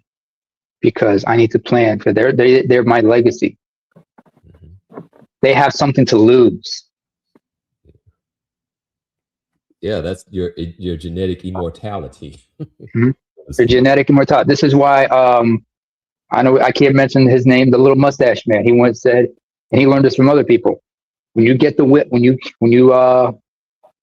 capture the women, you capture the children, and immediately the men will follow.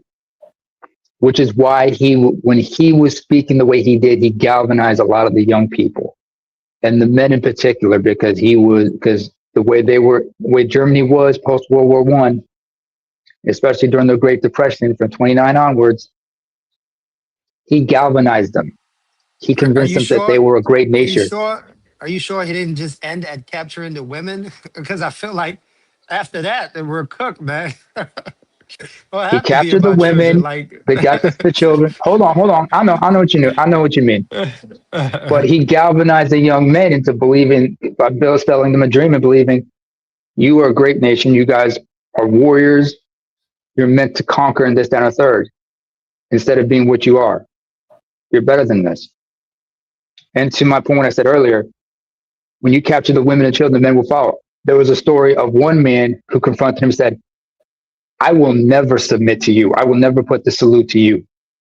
He looked at that man and said, it doesn't matter. I already have your children.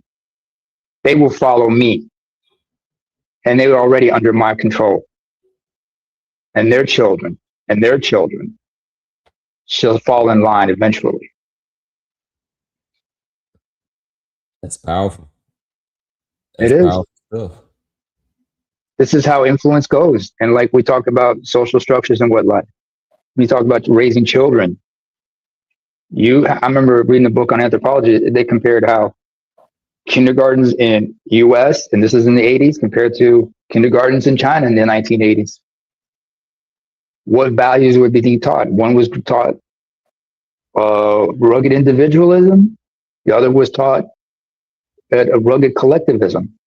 And I think there should be a balance between the two.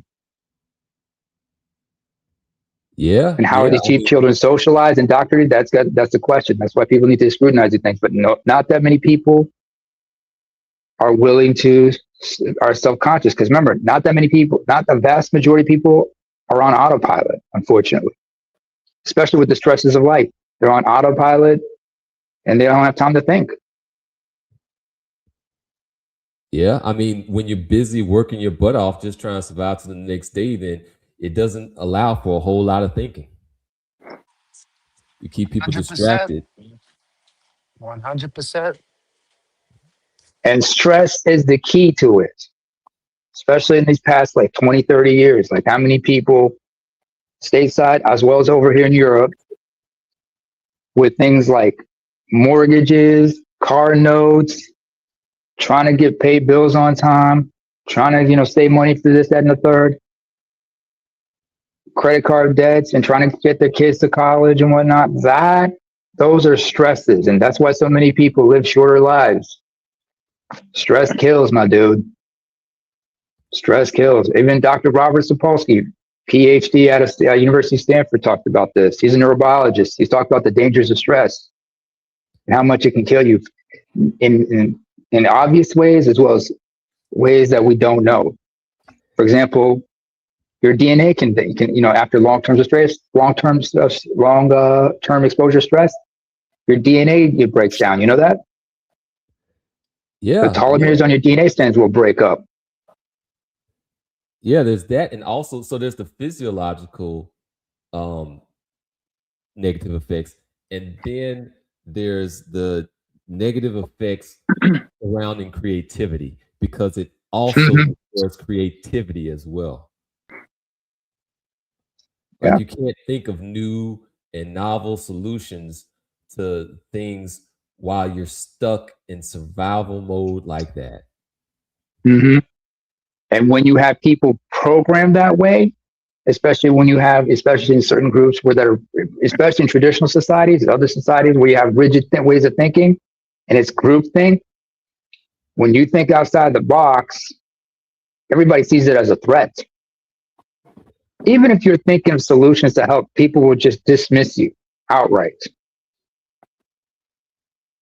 And sometimes you have to make a choice. Do you continue where you want to continue thinking this way and trying to find solutions, or are you going to go along to get along if you're threatened with death in certain cases?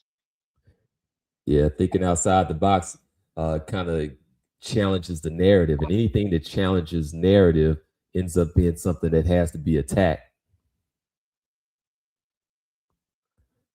Because a lot So of where do you guys stand? Do you think outside the box, or do you go along and get along? I obviously do my own thing. I don't know about the rest of them. I think they're on mute. You know what? I Me think I personally, I'm outside the actually. box. No, I'm go ahead. outside Y'all the go ahead. box. I'm Well, outside the I mean, box. Sometimes I won't say anything, but spiritually, I'm outside the box. the truth is that it's easy. It's not. It's. I mean, it's easy to say. We got to do something different, but the format is kind of rigid in the sense that like if you engage in society in the system, like if you own a home, if you have a family, or maybe not, you own a car, you use a public infrastructure, roads, like you do Mhm. have to buy in and you do have to succumb to a certain extent.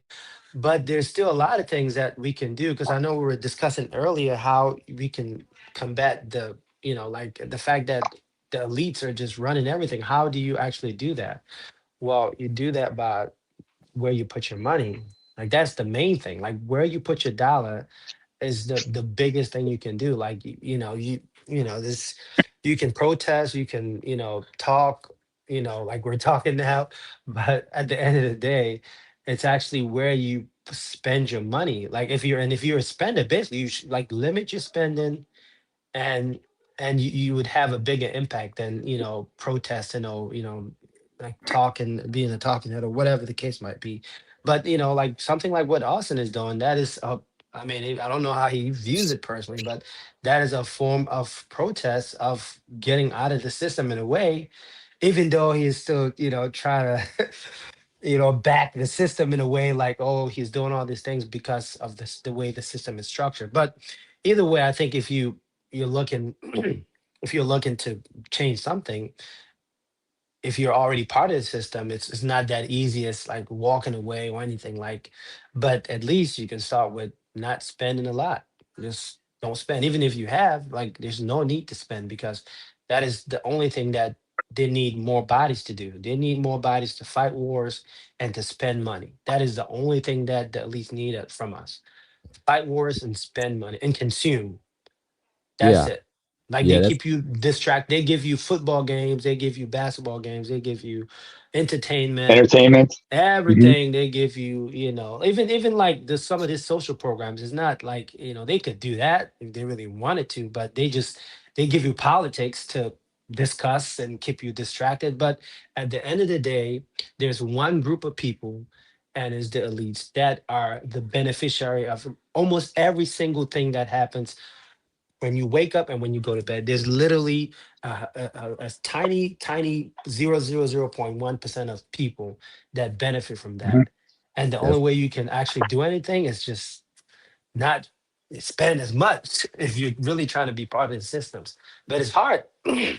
yeah. I mean, basically, I think that there's always going to be elites among us, and there's like certain sectors of elites that we can actually protest against by like not spending our dollars with them, or taking our labor off of the table by going somewhere else and doing something and investing in some other places.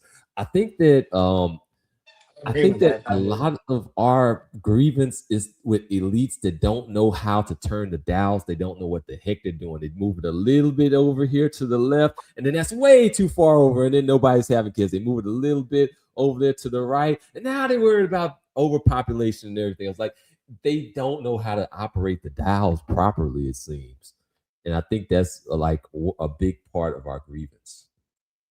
And they're not elected. They're unelected. To yeah, to your point. Well, first of all, let's call a thing a thing. What we're talking about regarding the elites, it's a form of feudalism. Yeah. Nobody remembers what nobody knows what the history of feudalism was like. And those of us who do know can tell you we don't want to live in that type of that type of social arrangement. Because in those days, information was controlled. Education was limited. The only people who were allowed to read and write back then were either the nobility or the clergy. They try to keep people as peasants. But what changed all that was the bubonic plague, which decimated a lot of populations throughout Europe, as well as which kickstarted the Renaissance and the printing press. And now you have a social contract between the haves and the have-nots that had to be renegotiated. Have you kind of noticed how the reoccurring theme ends up being a pandemic, ends up becoming a revolutionary item, like a revolutionary spark for some reason? Like whether it's that plague or whether it's our more recent plague with the C-19? I don't know, because C-19, I saw a lot of over here. It would, I live in Scandinavia, by the way, folks.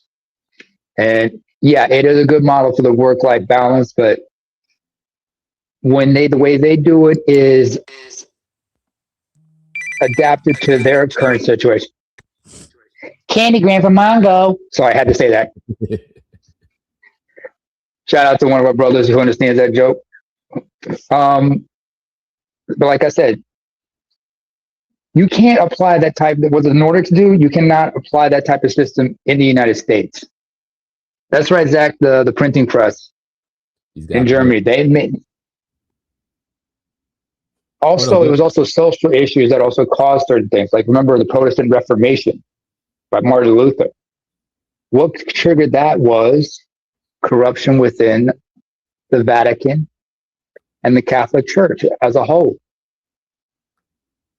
Or certain social upheavals will trigger a revolution of some sorts. Like take Russia during the Romanov Empire and the Romanov dynasty. When they started getting really corrupt and absolute, that's when Vladimir Lenin and his cohorts, with the help from the Prussians, started, galvanizing to create a revolution. And what sparked that? Russia's withdrawal from World War I and the collapse of the whole nation. Yeah, just like the fall of communism triggered a lot of things in Eastern Europe, like the fall of the Berlin Wall in '89. So a plague, a social upheaval, hell, environmental disasters. People forget that, was in the 14th century, a volcanic eruption in the Malay archipelago. I think it was a volcano in Malaysia. No, in Indonesia, excuse me. Caused a lot of a plume of smoke to go, a lot of plume of ash and whatnot to go up in the atmosphere. That caused a ripple effect into Central, and which is why you saw a reconquest of the Mongols into other places, because the environmental disaster resulted in that. Just everybody back in 2011 resents Iceland because their volcano blew up and everybody's Easter was destroyed. Everybody's Easter was ruined because planes were, grounded throughout all of Western Europe. But continue. Excuse me, I talk too much. Oh no. No. Good point, bro. Like you just kind of brought up the fact that people's attitudes and what they do is largely shaped by the environment. And so when you do have an environmental shift or a disaster, whether that is a natural disaster or a not so natural disaster, it's going to have some massive consequences. That's true.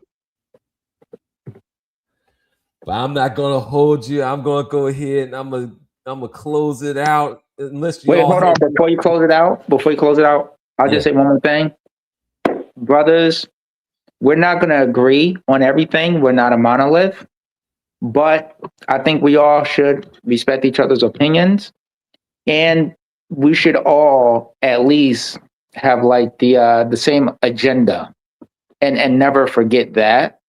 We're really all on the same side, and the outside forces are not with us. We should remember that. So with We're all that, we've got. great chat. Yes, great chat, All right. guys. Take it easy. Be good. And don't follow this guy's advice of like the one on the screen. You see the one right there with the whole men are meant to be submissive. Hold up. What did he say? A white guy? We're not. No, the brother with the LA cap. The brother with the LA cap. What did he say? What he said to fall back, like don't be a leader. He wants a matriarchy, and that is out of the question. I mean, anybody who's studied history or anthropology will tell you matriarchies are only conducive when are only effective in certain environments. Hold on, he said the to ancient submit to matriarchy. Is that what he said? Yeah, he was talking things like that. I'm like, get the hell out of here. Now, I appreciate the brother's self-awareness that he's not a leader, but no. You know what? I actually, I know we closed it. When I heard that, I actually looked at it from a different point of view. Because if he, I mean, what I could take from it, and I think it's actually a positive, is don't like. I think the reason why we die sooner than women and we stress and we have all this poor outcomes in life is because we want so bad to lead people that do not want to be led. We want to lead women that don't want to follow our program. We want so bad for them to like us. We want so bad to be a leader. So we fight each other to go to the top so that we can be the ones to benefit from, because they sit at the end of the line and wait for the winner because they know we're going to be fighting each other to get there because that's what we're programmed to do. So in that perspective, I can kind of agree with what he's saying, but I'm not sure if that's what he means by saying that fall back. Like, don't fight just to get to the top and be disrespected and still not be the leader. Like, don't, because I mean, that's what most women would say. We want a high earner. We want somebody that is going to take control, is going to, going to put me in my place. Why do I have to do all of that? So maybe, and what are you going to that's do what he for meant, but him? I'm not sure. That's the question. Exactly. What are you going to So do for him? in a Exactly. sense, You just want it may You be just want what you want. But in a sense, it may be freeing us from the burden of thinking that we have to lead, but we do all this stuff to drive ourselves crazy just to not even get anything in return. So, I mean, y'all might want to look at it from that perspective, I think. I would to let me sum up what you were trying to say, bro. I believe it was either Sister or Seneca who said it best. He said, history guides the willing and drags along the reluctant. It guides the willing and drags along the reluctant. Facts, bro. Interesting. That's my last thing. Y'all have a good evening. Peace out. All right. You too. Thanks for joining. Love y'all. Thank you for having me. All right, peace. We'll be back at it again later for some of my pre-recordeds. You know what the appreciate that, topic's gonna man. Take it easy, man. See y'all next time. See you later. All right, so that kind of closes us out. I'm going to end up dropping the next vid, and you know what it's going to be. It's going to be on regressive progressivism. If you haven't already, make sure that you subscribe, like the vid, check out my other work. As always, follow the truth. Peace out.